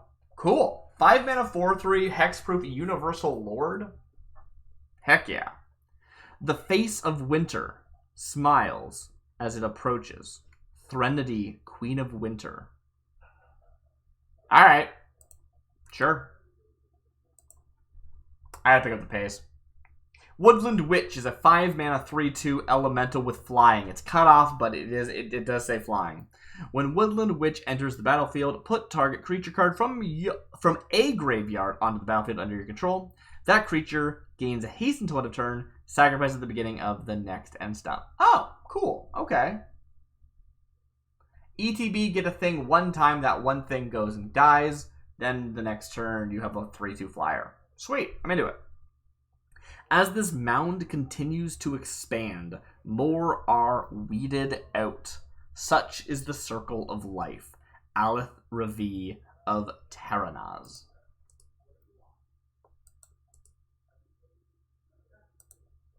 Will-O-Wisp. Is there a card called Will-O-Wisp? It's such a simple name. I feel like there must be. I guess Will-O-Wisp is actually kind of like a rare term. Usually it's Will-O-the-Wisp. I don't know. 5-mana 3/2 Human Wizard. Whenever Will-O-Wisp deals combat damage to a creature, destroy that creature. It can't be regenerated. So it is Death Touch. If something dies to your Death Touch, it can't be regenerated. Interesting. But it's only combat damage, so it's worse Death Touch. Although usually you're going to do Death Touch with combat damage. And also, I still think it's stupid that Death Touch works on non-combat damage. That's a personal thing, I think. I think it's dumb. Anyway, no, I'm re-rolling this. Okay, let's just talk about this right. If this just said 5-mana 3/2 Death Touch, let me know if that's good enough. I don't know how to value Death Touch. I'm going to re-roll it because I don't think it's interesting. Death. That is all. All else is simply distraction. Azuri, an analyzer of souls. Goat Familiar. Now that's a good name. 5-mana 2/3 Elemental Spirit. I'm into the idea that it's like, well, it's not actually a goat. It's like a elemental spirit that looks like a goat. So it's a Goat Familiar. Is a 2-mana. No, wait, sorry. 5-mana 2/3. For 2 mana, creatures you control get +1/+1 until end of turn. Holy crap. So repeatable pump for your whole board for only 2 mana? This card is busted. A spirit chosen by the gods for its devotion to all things goatee. I love this card. I love this card. It's perfect. It's perfect in every way except for being too powerful. It's legitimately too strong. But anyway, other than that, all things goatee. Reckless Purist is a 5-mana 3/3 black and green elf cleric. For black green and tap, Destroy target non-human creature. Repeatable removal is really good. The restriction of non-human is pretty significant because a lot of things are humans, but I'm kind of into it. I don't know why this elf can't kill humans, but whatever. Don't know what that cadence was about. Grim song of glory and praise, followed by hideous howls. Urabrask prophecy. There you have it. Rootborn Destruction is a 5-mana 2/2 elemental. I was going to say creature elemental, which is not inaccurate. It taps for red or white. It's bad. I'm not keeping this. One foe cannot take a world for herself. One must bring all. Anaximander. Kithkin Sage. I know the name Anaximander. What is that from? Is that from Magic? I recognize that name. Who is Anaximander? Oh, I want to know who Anaximander is. Maybe that's just a name. Is that just a name? Is that just like a normal name? Maybe it's just a normal name. Crimson Geists is a 5-mana 2/4 shapeshifter. It's blue.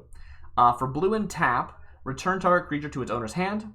Activate only if you control a creature with power 4 or greater.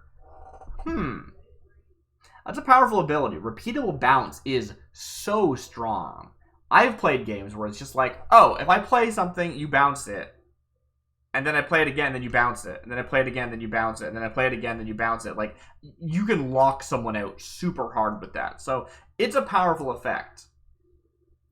5-mana 2/4 with the activation restriction of needing a creature with power 4 or greater? Yeah, I think it's fine, actually. I think that's actually pretty significant. I mean, then again, this one can straight up kill people, so maybe that's a bit of a ridiculous statement. But still,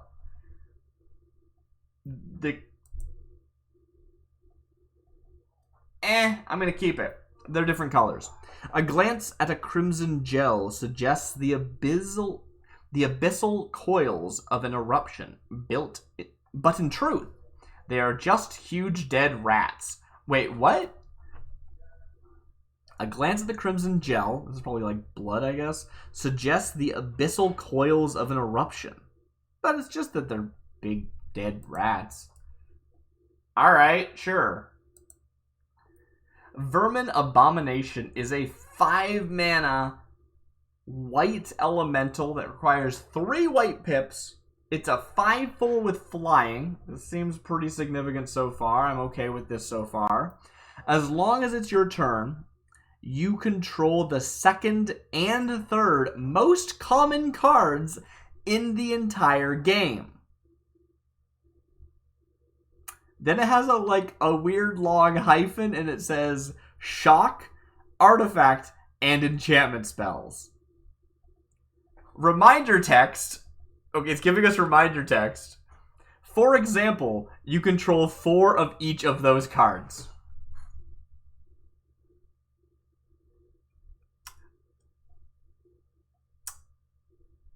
So yeah,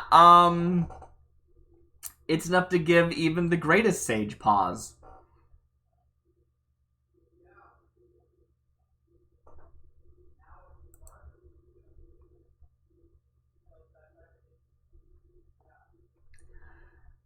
Leela Deathless Dreamer is a... Leela? Not Liliana. That's the important part. Is a 5-mana 2/2 legendary human wizard. You may cast creature spells as though they had flash, a powerful effect. 3 mana, regenerate Leela Deathless Dreamer. Reminder text, the next time this creature would be destroyed, instead tap it, remove all damage from it, and remove it from combat. That's true. With death, we have endless hope. So,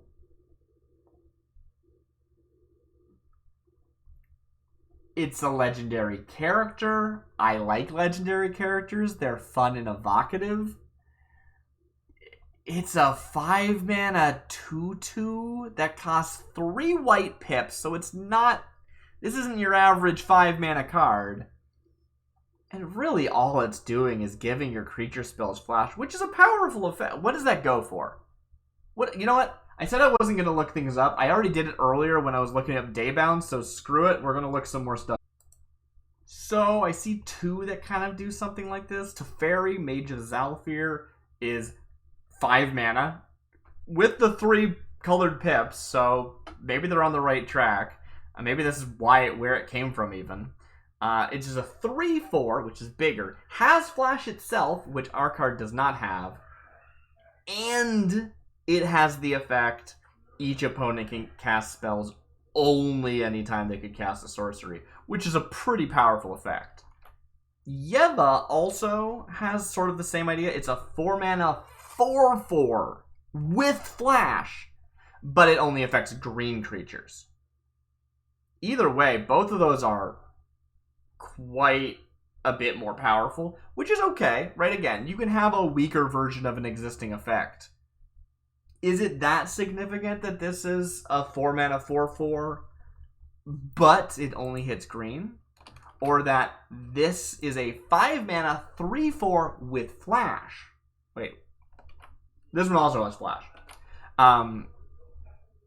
Each opponent can cast spells, but it also has that extra bonus. So, like, I don't know. The question is, like, how much do you value that, right? Like, this protects itself. Maybe that's worth it. I'm going to keep it. It's an interesting card. It's not that exciting, but you're not playing it for the body anyway. Maybe you don't care that it's only a 2/2. And the fact that it can regenerate itself means is it really a 2/2 if it, like, kind of has, you know, anytime you kill me, I spend 3 mana and I don't die? That's significant. It's kind of like a 2 infinite with the tax of 3 mana every turn. That actually sounds really bad. Don't... It's not tax of 3 mana every turn because it's only if people kill it, and that means your opponent is expending resources, so it's probably going to balance. Anyway, you understand. I'm going to keep Lila, Deathless Dreamer. They seem cool. With death, we have endless hope.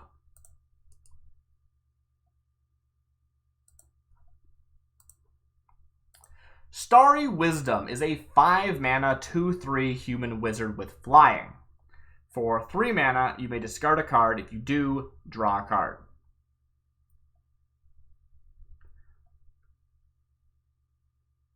So the first thing I notice about this is that it is 3 mana, repeatable, do nothing.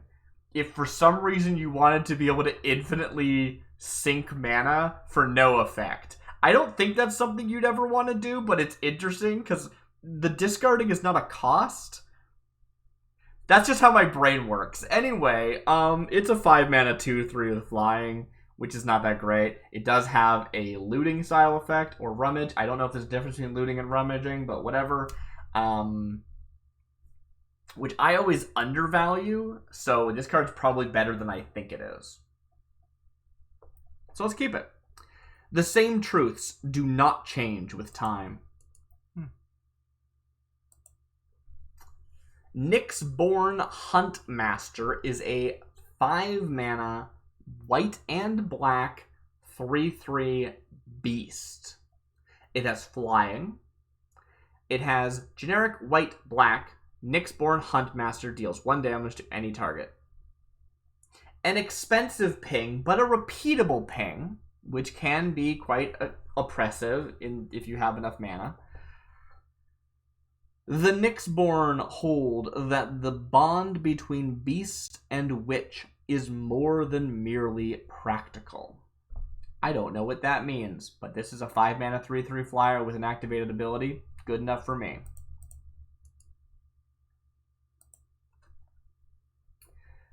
Deep Diver Sniper is a 5 mana 3/2 Goblin Rogue.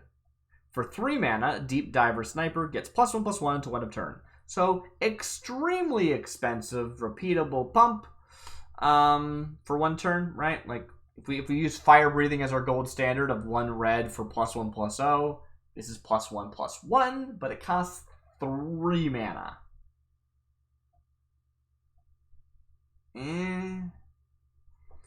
A few goblins knew of the toothed sea serpent's hidey holes, but they thought it was all made up. Wait, they knew?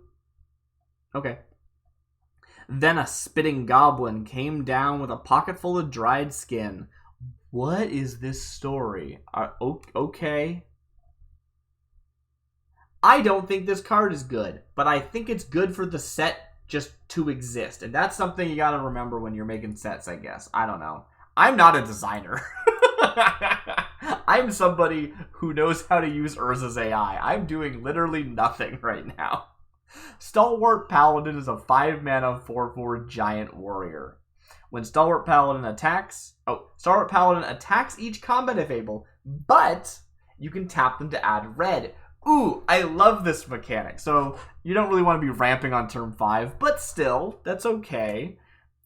That's cool that it taps for red. That's not a super common effect. It's kind of expensive for such a thing.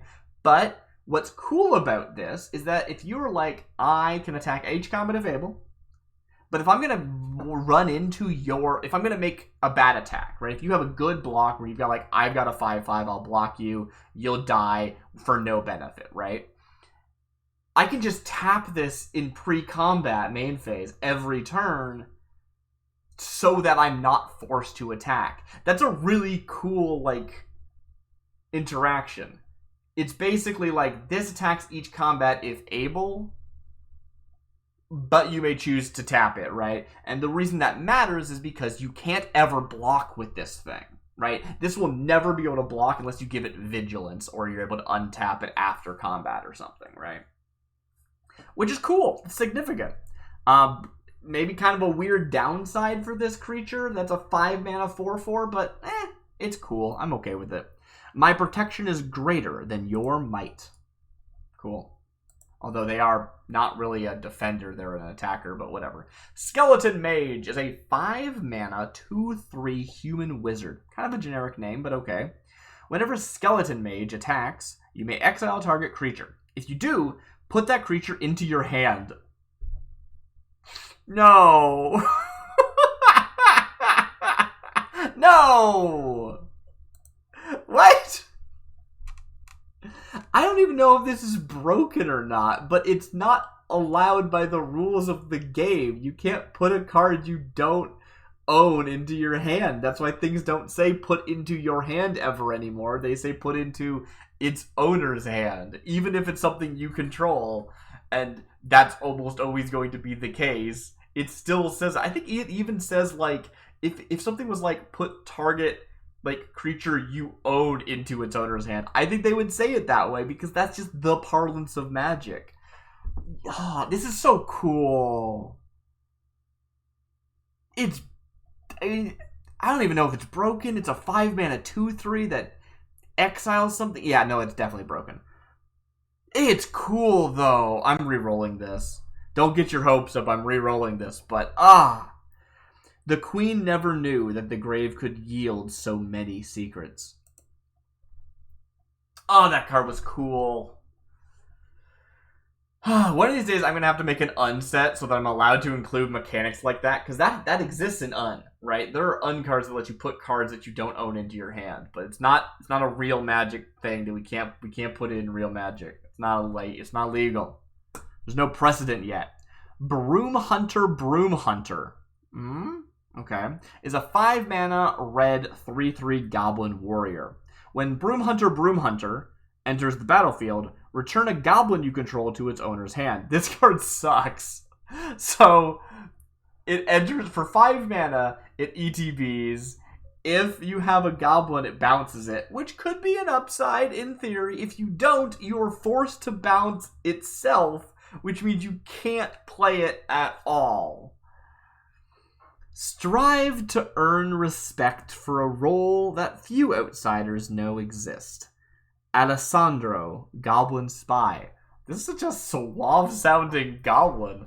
Hello, I'm Alessandro, the Goblin Spy. You should strive for better things. Harrower of Mysteries is a 5-mana 3/2 human wizard with flying. Okay. Flying will buy you a lot of goodwill in my books when I'm doing the mental arithmetic of if I should keep your card or not. For tap, Harrower of Mysteries deals 1 damage to any target. It's not exciting, but I would draft it if I was playing limited and I was in red and I was like, dang, I don't have any flyers. Obviously, the gold standard for, like, you know, flying creatures in red that cost 5 mana are, like, 5/5 dragons. Like, just with an upside, like, you're never going to play this outside of limited, but, like, it's playable. I think it's playable. I'm going to keep it. When the Harrower reaches our village, everyone says, "Look out! There's another one coming!" Saphasia. Again, I gotta speed up, so... Scab Clan Ebergeeks.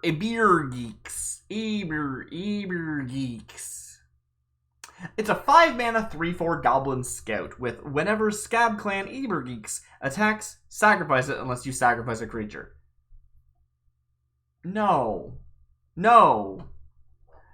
There's nothing like an old school retreat. What? No. There's nothing like an old school retread. They're called upgrades for a reason. Untapped Resources Collection Society. I love that name. I'm gonna write that down. Untapped Resources Collection Society is the next set. That's so funny to me. That's so funny. Wait, no, I don't want to roll the next one yet. I want to reroll Scab Clan. Don't look at the next card. There we go.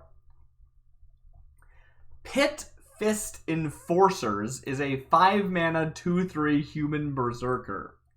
Tap, Pit Fist Enforcers deals 2 damage to target attacking or blocking creature. Huh.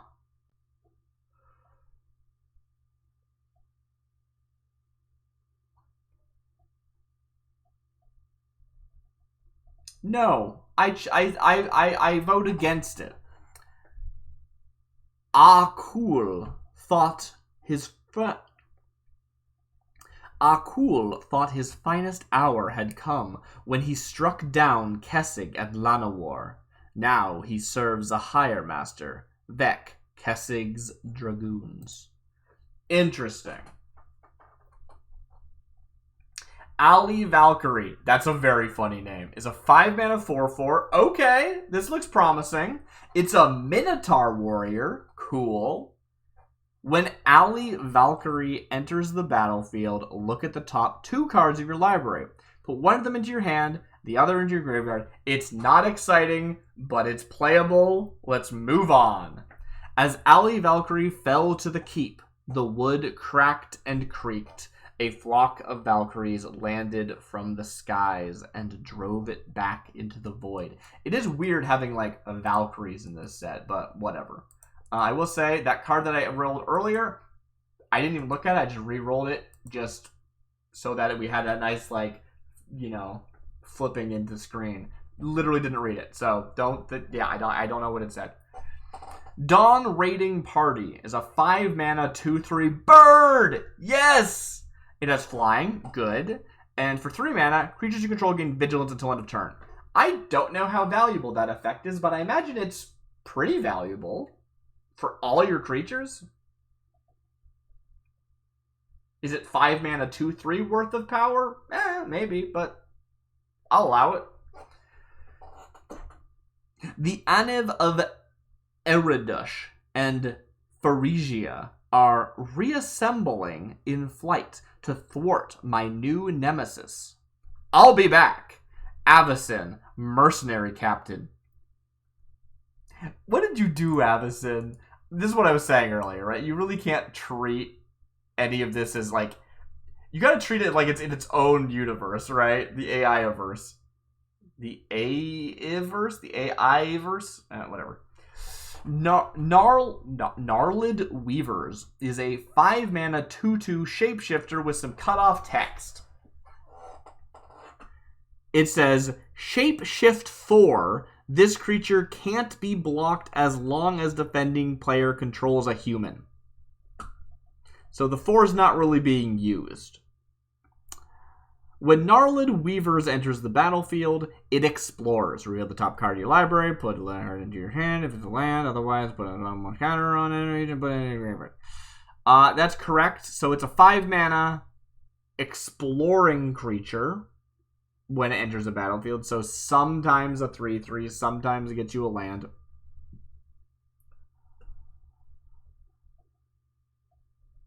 And it can't be blocked if the... Wait, it's got human walk? It can't be blocked as long as defending player controls a human... It's got a human walk. 5 mana 2/2 ETB Explorer with human walk. Is that... That's so funny. I also like the idea that it's a shapeshifter to, like, you know, like, oh yeah, I can just blend in with humans. Humans don't notice me. Its shapeshifting ability doesn't really involve the Weaver. Just the land it transforms into. What? Alright, I'm re-rolling this one. I don't need to, but it's cut off, and it's kind of a cool card. The design is actually interesting, but I don't like things being cut off when I can avoid it. Goblin Abductor is a 5 mana 0/0 shapeshifter. It does not have an ET, like, Goblin Abductor enters the battlefield with 3+1/+1 counters or whatever, which is what I was expecting. Instead, it just has 3 activated abilities, which means it will just enter the battlefield and die immediately every single time. Its teeth rip like firewood. Glowrake Bane is a 5 mana 3/3 zombie giant. We got another zombie giant! Woo! It has flash.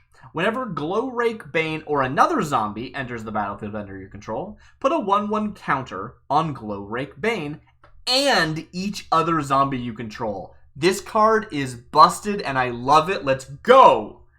When all the roads in the realm have been abandoned, the few who remain carve a path of light in the darkness. This card's so good. Like, this should say non-token zombie, right? Like, we all agree that that's what that should say. Even then, it might be too strong. Anyway. Mog Workshop Creature. I like the idea of a creature with creature in its name. That's really funny to me. 5 mana 3/4 Goblin Warrior. When Mog Workshop dies, draw a card. So I'm going to re-roll this. I don't need to. It's just like, I mean, that's a good question. Like, how valuable, like, what would you pay for, and what should the stat, actually, yeah, what would you pay for a card that says, I am a 3/4, and when I die, you draw a card? I don't know, 4 maybe? Maybe? I don't know, 3? I don't know what that goes for. I don't know what it should go for. I don't know what it would go for. I don't know what's playable. At 5 mana, I don't see it, but even if it does, it says Mog Workshop dies, which I think still counts, because if you truncate a name, it counts, right? That's a thing that there's precedent for that. It's usually like a legendary thing where you cut it off at like before the comma, but whatever. Goblin warriors have to share their jobs, or no one will get any food. Yeah. Returned Baku Baku is a 5 mana 3/4 zombie wizard. Other zombie creatures you control get +1/+1. Cool, zombie lord. Tap, return to Baku Baku from your graveyard to the battlefield tapped. Dang it, you almost had me. Oh, this card's cool. Crap. I don't actually know how much this like effect goes for. Like a 3/4 with other zombies get +1/+1. What is the mana value of that card? What would you expect to pay? I don't know. 5 sounds reasonable to my newbie heart, but maybe that's not. I don't know. And so I would be happy to keep this. The problem is it has this other line that doesn't make sense, because you can't tap return to Baku Baku if it's in your graveyard, and if it's not in your graveyard, it has no target. It doesn't work.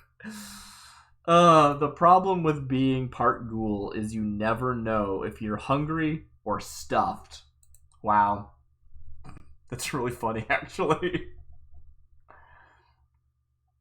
Gaze of Kiln Keepers is a 5-mana 3/2 human knight with first strike. Okay.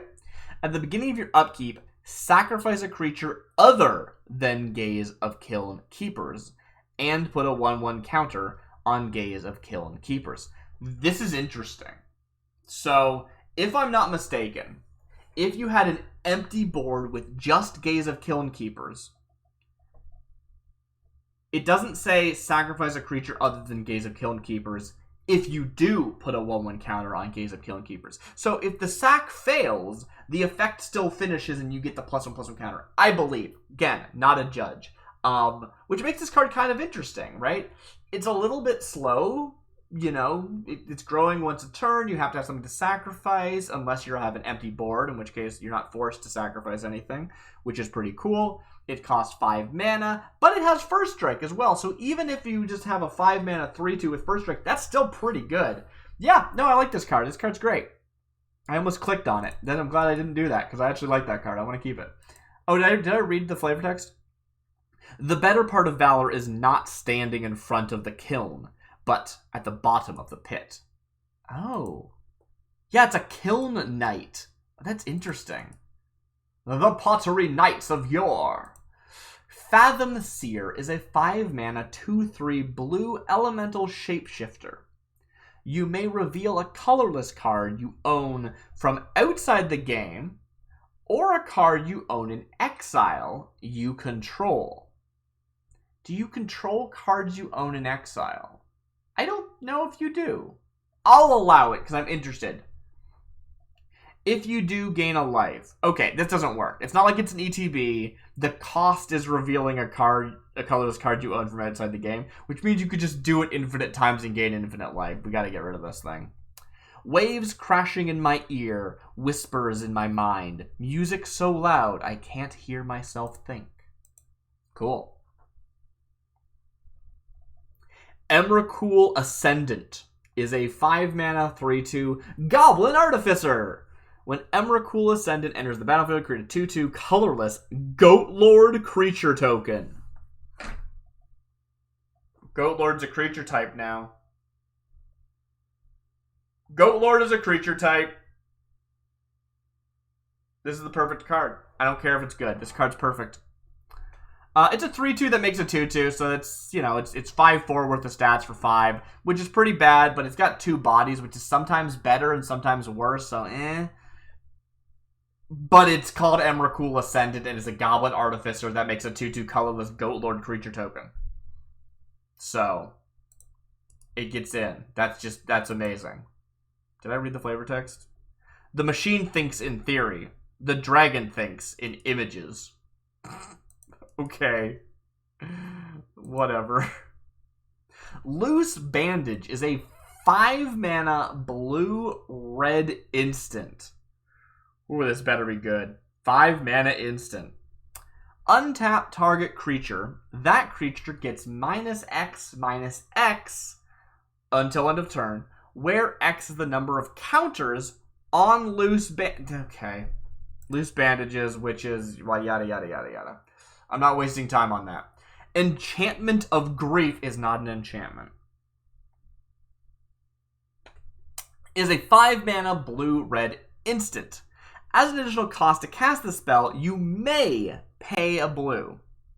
At the beginning of each opponent's upkeep, look for the rest of the game? What do you mean? The next time? Okay. If you cast it, we gotta move on. I'm not wasting time on this. Spring Haunter is a 5-mana blue and red 2/3 insect with flying. Cool. At the beginning of your upkeep, you may put a Sprig counter on Spring Haunter. For 2 mana, Spring Haunter gets +2/+2 until end of turn. This card is actually very strong. It starts only as a 2/3, but it has flying and it can buff itself at a rate of 1 per 1, although you have to pay it 2 at a time. It also, every upkeep, gets a Sprig counter, which is 100% irrelevant unless you have something that just randomly cares about counters. I don't know if I mind that. That feels like a weird quirk of AI that doesn't hurt anybody, so why not? And it could sometimes be useful just to have counters for the sake of counters.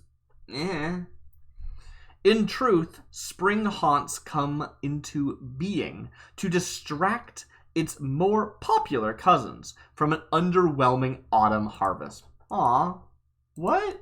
I don't know if I followed that, but I think it was cute. Infiltrator Worm, another worm. 5 mana, 4/4 worm. That is... Pubstisty Pummim. It's a 5 mana, 4/4 flying worm. When Infiltrator Worm enters the battlefield, it explores. This card's great. The art is unfortunate, but this card is great. In one of the vats, an apprentice invented a curious liquid. Yeah, none of that comes together at all, but it's a very good card, and I'm keeping it.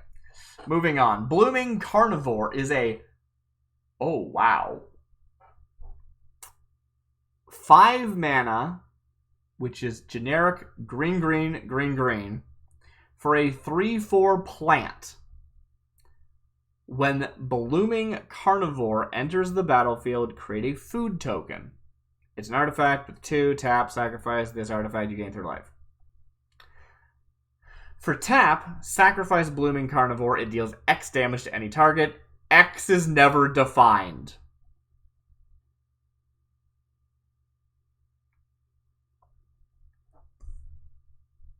For thousands of years, plants have nourished and fed humankind. In return, humankind has given life to the plants. Sludgeback Bog is a 5 mana 6/6 green fungus with Sludgeback Bog, can't block. Do I reroll this until I get something fitting of having 4 green pips? I mean, like, that Gigantosaur, that stupid big dinosaur, is like 5 green for a 9/9 or something like that. And this is a 6/6 that can't even block. When the villagers can't handle the smell of fresh blood, the pig steps in.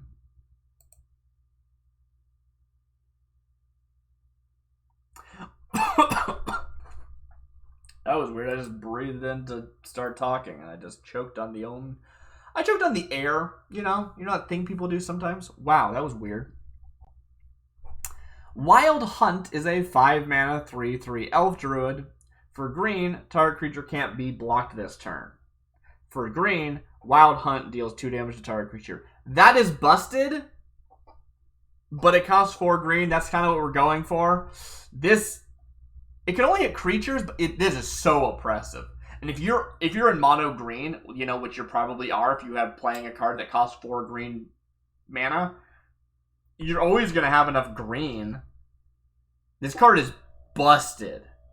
You can just be like, yeah, my entire board is unblockable, or I'm just going to kill all of your things because I can do 2 damage at a rate of 2 damage per 1 mana. Like, this card's busted, and I don't want to play against it, but make it mythic rare, probably fine.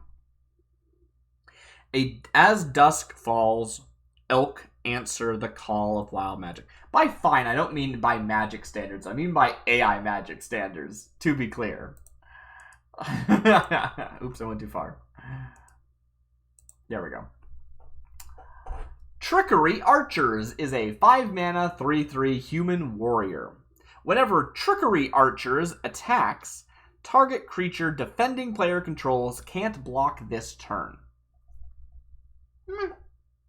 Okay. Huh.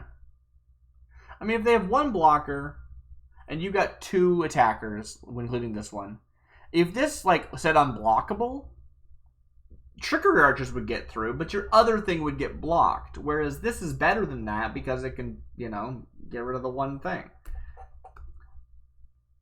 And this would be better if it just like straight up tap something down. So I feel like tap down effects happen relatively often.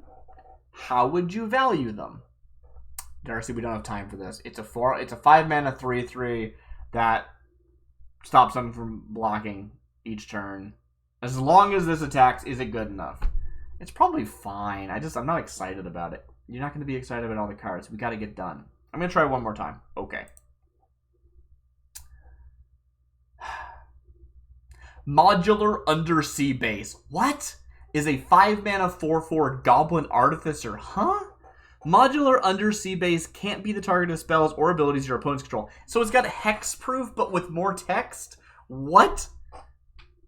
I mean, it's good, but why is this a modular Undersea Base, and why is it a Goblin Artificer? What is the flavor text? Can you land this? The last home of goblins on the high sea is now one big workshop. Okay, like, I'm into that. The idea that there are these goblins, and they are red, they're not blue, just because it's water doesn't make them blue, and they have an undersea base that was, like, this weird home of the goblins that is, like, now a workshop. That's a cool bit of lore.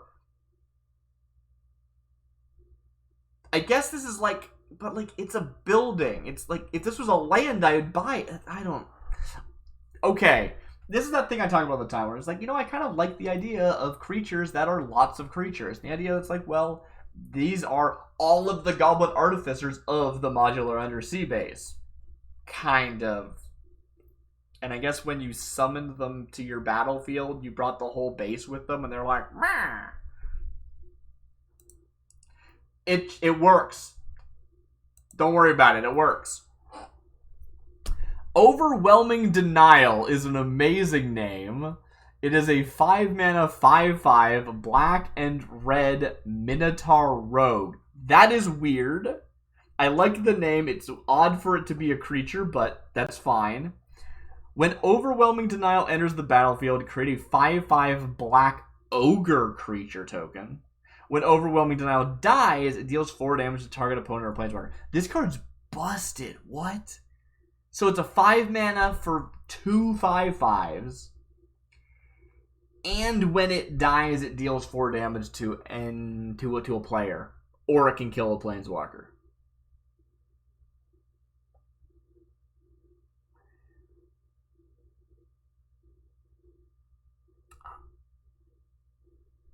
Screw it. I don't care. It's fine.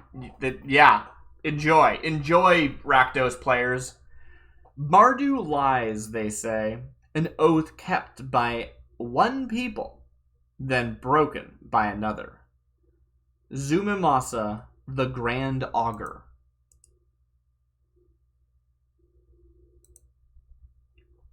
Pyretic Procession. Is that a real card? Is a 5 mana green 4/4 plant. It's a little pumpkin. Whenever Pyretic Procession attacks, you may search your library for a basic land card, put it onto the battlefield, tap, and shuffle. It's repeatable ramp, but you can't do it till like turn 6. But then again, if you have other ramp in your deck, which if you care about ramping, you probably do, you might be able to ramp out this thing so that it comes down on like turn 3. And then on turn 4, you're just going to ramp even harder, and then eventually you can play your like 10 drops pretty early. I like it. I think it's cool. Yeah, I like it. I think it's cool. In nature, death and decay are the very order of life. There is no use trying to fight them. Mayavi. There's no L, that's an H. Mayavi, Dusk Priest. Is this Mayavi right there? In the background of that shot? Gore Clan Death Priest is a 6 mana 6/6 black Minotaur warrior. As long as it's your turn, Gore Clan Death Priest has lifelink. Okay, so if you attack with them, you'll gain 6, but if you block with them, you don't. Cool. 4 mana Gore Clan Deathbreeze gets +X until end of turn, where X is the number of creature cards in your graveyard. And that's repeatable. So if you have 8 mana, you can do it again. I like this card. This card's cool. It's a big, fun Timmy endgame payout card. I'm here for it. The warrior is a tool for the necromancer. The hero is a plaything for the villain. Huh. Tomb Shrine Gargoyle is a 5-mana 4/4 gargoyle with flying. Okay. Whenever Tomb Shrine Gargoyle becomes the target of a spell or ability, destroy that card. What? So hexproof. I don't know. It doesn't counter the spell, right? I'm re-rolling this one because I don't understand it. We have to move on. Merit Lodge Botanist / Drow Reverend.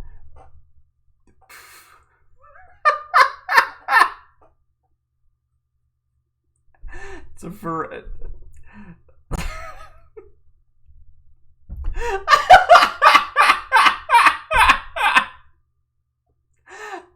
Like the idea of Merit Lodge Botanist is such a funny image in my brain. I really like it. And it's got the flavor text.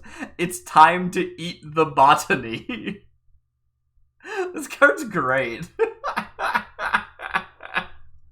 If that didn't have a broken title, I might have kept that card. That was great. I like that. Den of Horrors is a 6-mana star Gorgon. It's black. It says Den of Horrors, power and toughness are each equal to the number of creatures you control. So always at least one. We saw a previous card that had that same ability at a cheaper mana value. At the beginning of each end step, Den of Horrors deals damage equal to its power to each creature and each player, which would include itself, so it would just die every turn.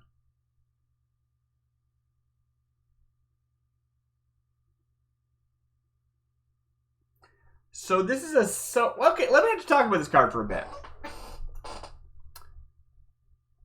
Often you look at this and you go, that doesn't function, and you just get rid of it. But what if the point of it is that this is a 6-mana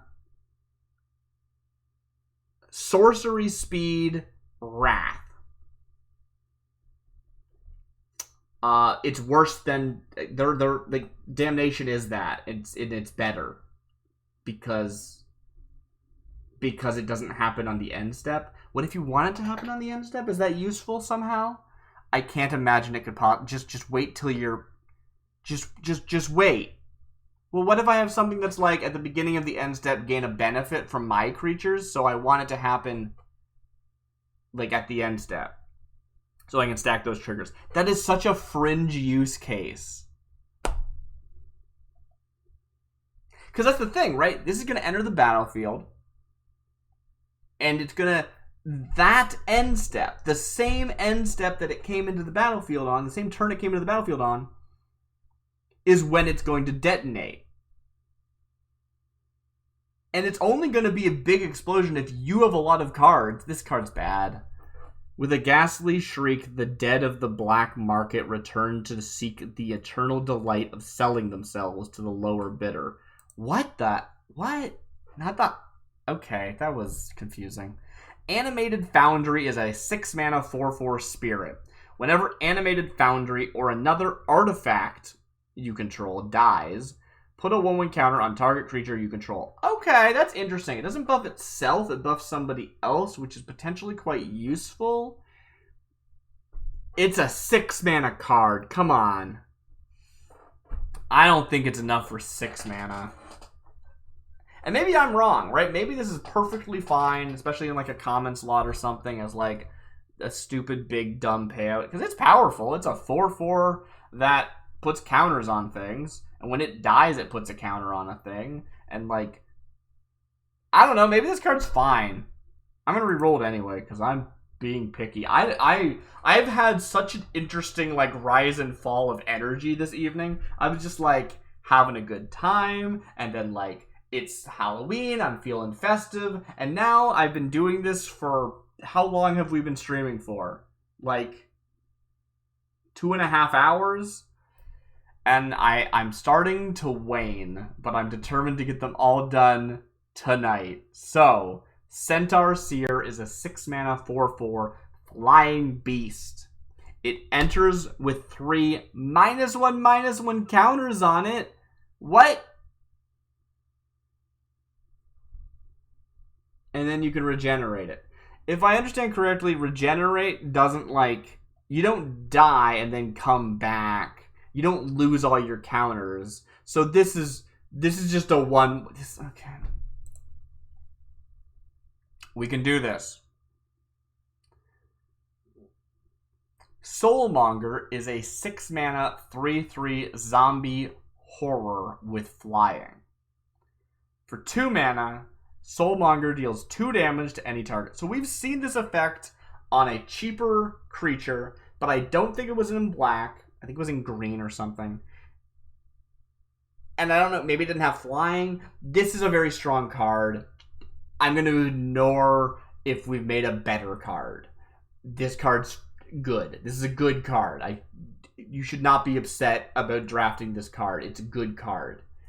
It is expensive, but it's any target too. It can hit face if you had infinite mana somehow. In the ancient days of Innistrad, vengeful ghouls ruled the night. Great. Sure. Moving on. Witching Wheel is a 6-mana 5/4 elemental shapeshifter in blue. At the beginning of your upkeep, you may create a 1/1 blue elemental creature token. Cool, I'm into that. Just, yeah, every turn, producing creatures. That's very fun. You can tap to put a charge counter on Witching Wheel. Cool. And you can tap to switch Witching Wheel and target creature with the least charges.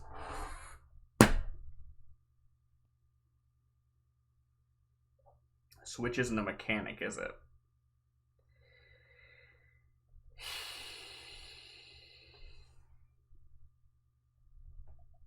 I think swap is a mechanic, but I don't think switch is a mechanic. Okay, I'm going to look it up.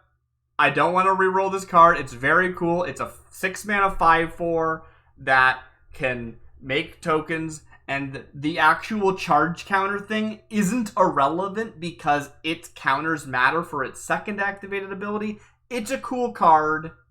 I don't think switch means anything. It probably doesn't matter because I don't think you're going to ever use it for that effect. But we do have a bunch of cards that care about switching power and toughness, but I think that's it. I don't think switch is a mechanic other than power and toughness, right? Those two swap. I get that. I get that effect. Switching power and toughness, switching power and toughness, switching power and toughness. Yeah, there's no way. The only use of the word switch, other than being in the name of this ability, so it's in the... Yeah, okay. Okay, I'm wrong. Okay, so Mario Kill, which is an uncard, and therefore should not be considered, like, viable. This is an unmechanic, and therefore we can't use it as, like, real precedent, but switch a Killbot, or Mario Kill, in your hand with one on the battlefield. That is the mechanic. Which has a bunch of reminder text, so let's see what it does. If a creature is tapped, the switch creature is tapped. The same is true for untapped, attacking, blocking, enchanted, equipped, and targeted. Any counters on a creature are on the switched creature instead. Do you understand what this means?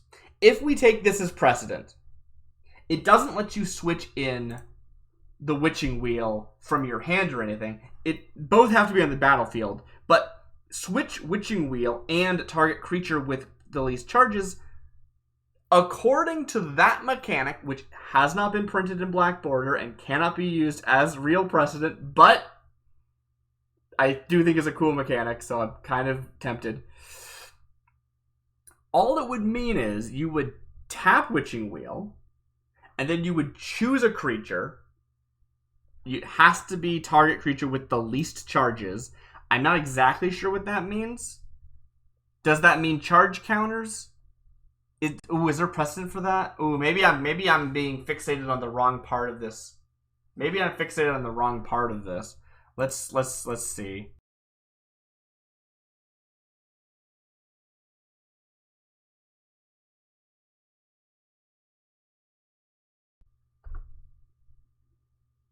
I have to reroll this card. Because I know and you know what they mean by charges. They mean charge counters, but it doesn't say that, does it? It just says the least number of charges.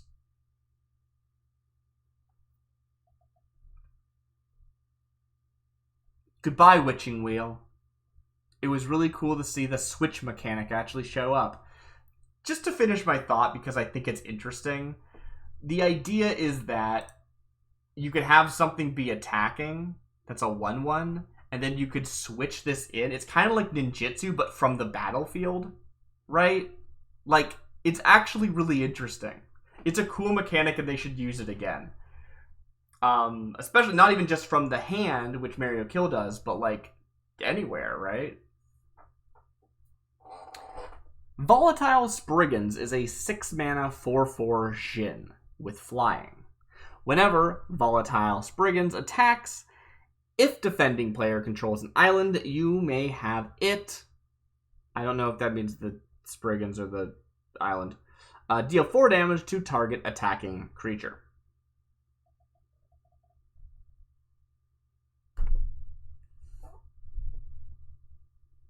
If this was a vanilla 6-mana 4/4 flyer, I would just let it through. I'd be like, that's fine.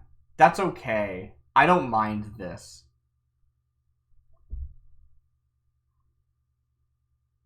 But here, it's a triggered ability. When you attack, that will cause something to deal damage to an attacking creature, which have to be yours by definition of you being attacking.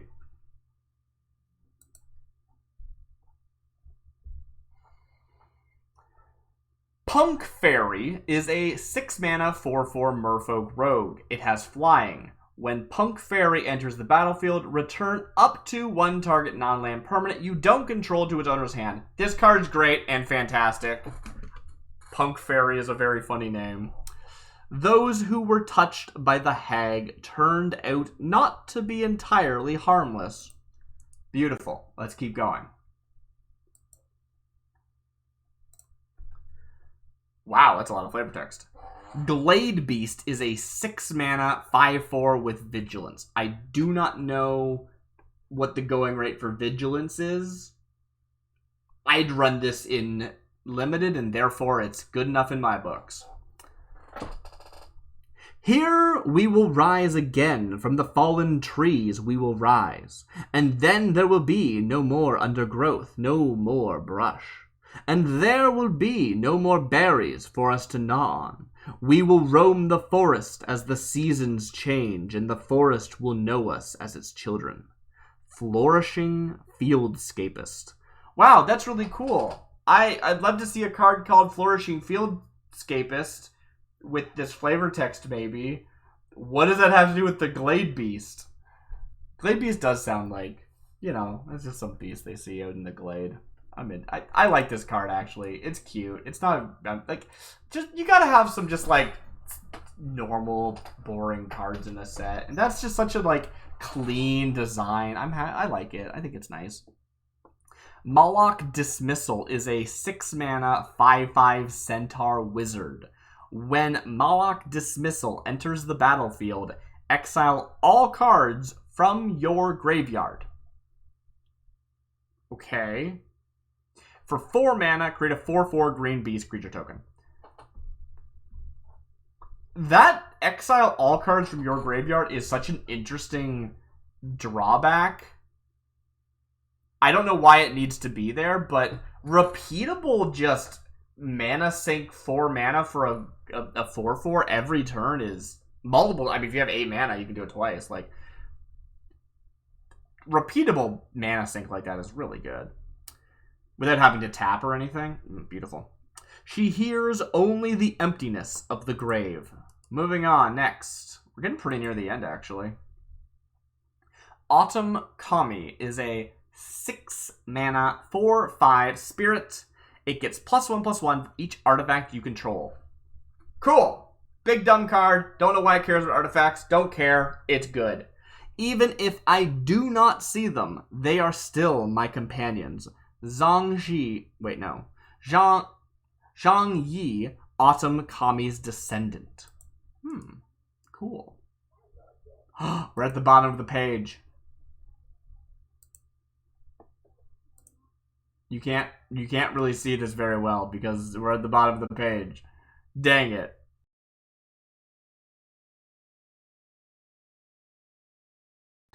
Wolf Lord. Is that Wojtek? I think it's Wojtek. I'm not sure. Sorry, pronunciations. 8 mana white 6/6 beast. I'll show it on screen in a second. If I keep it. It has vigilance and trample, and you have no maximum hand size. 8 mana is a lot, is the thing. 8 mana is so much. That said, 8 mana usually means no mana, you have to cheat this out. And if you cheated this out, you'd be like, yeah, cool, it's a 6/6 vigilance trample. That's great, right? Like, something doesn't need to be worth 8 mana to be worth cheating out from your graveyard or something. And I think this card is worth cheating out from your graveyard or something. And therefore, probably it's fine that it's 8 mana. It's not a really clean design in that it doesn't really care about you have no maximum hand size just cuz. Just cuz. But it's vigilance and trample 6/6. I kind of want to roll it again because I want to see other options, but I mean, you know, sometimes you get it in one. Maybe that's okay. A beast in both body and soul. Wojtek, is that right? I gotta look that up. Roams the forests and plains in search of the sounds of the fallen. In doing so, he may restore some measure of strength and vigor to the wounded and afflicted. Sigilled Bear, Forest Champion.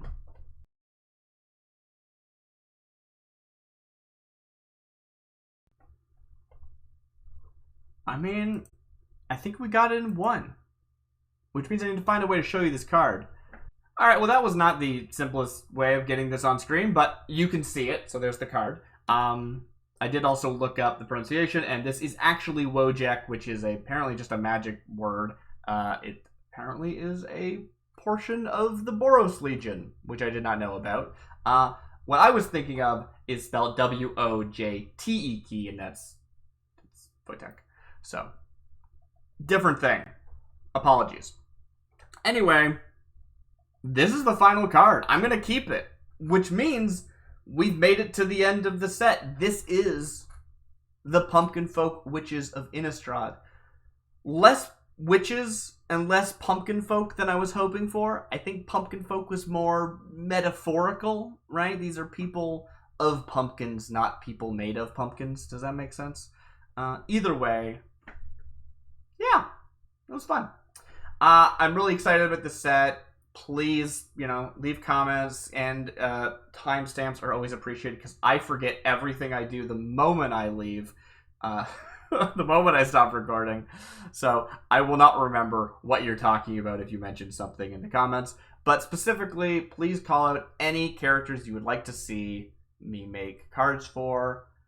That, showed up in flavor text, or even something else, right? Something that implied to exist an interesting card that is not in the set, and I'll make a special batch of just those cards, probably using advanced forging, which is another series I do where I use all of the options to like really plug in the details and generate, you know, usually like 2 or 3 or 4 cards for a specific design space and see what we get. So it's a very different format in that we are not just getting sort of the first thing we see, and obviously I've been re-rolling, so I'm not just getting the first thing that we see every time, but you know what I mean. That all said, have a happy Halloween, even though I know it's already November, so I hope you had a happy Halloween. And the set will be available probably in the description of this video right now. It will be a tabletop sim save file that all you have to do is download that save file, put it into your saves folder. I'm going to also try and just get the plain images available if that's something you prefer as like a zip file, but either way, this is the Pumpkinfolk Witches of Innistrad. I have been DarcyBits. Me and my partner B will be playing this set sometime in the future. Hope you all enjoyed. Have a lovely night. I'm going to go collapse now. Goodbye!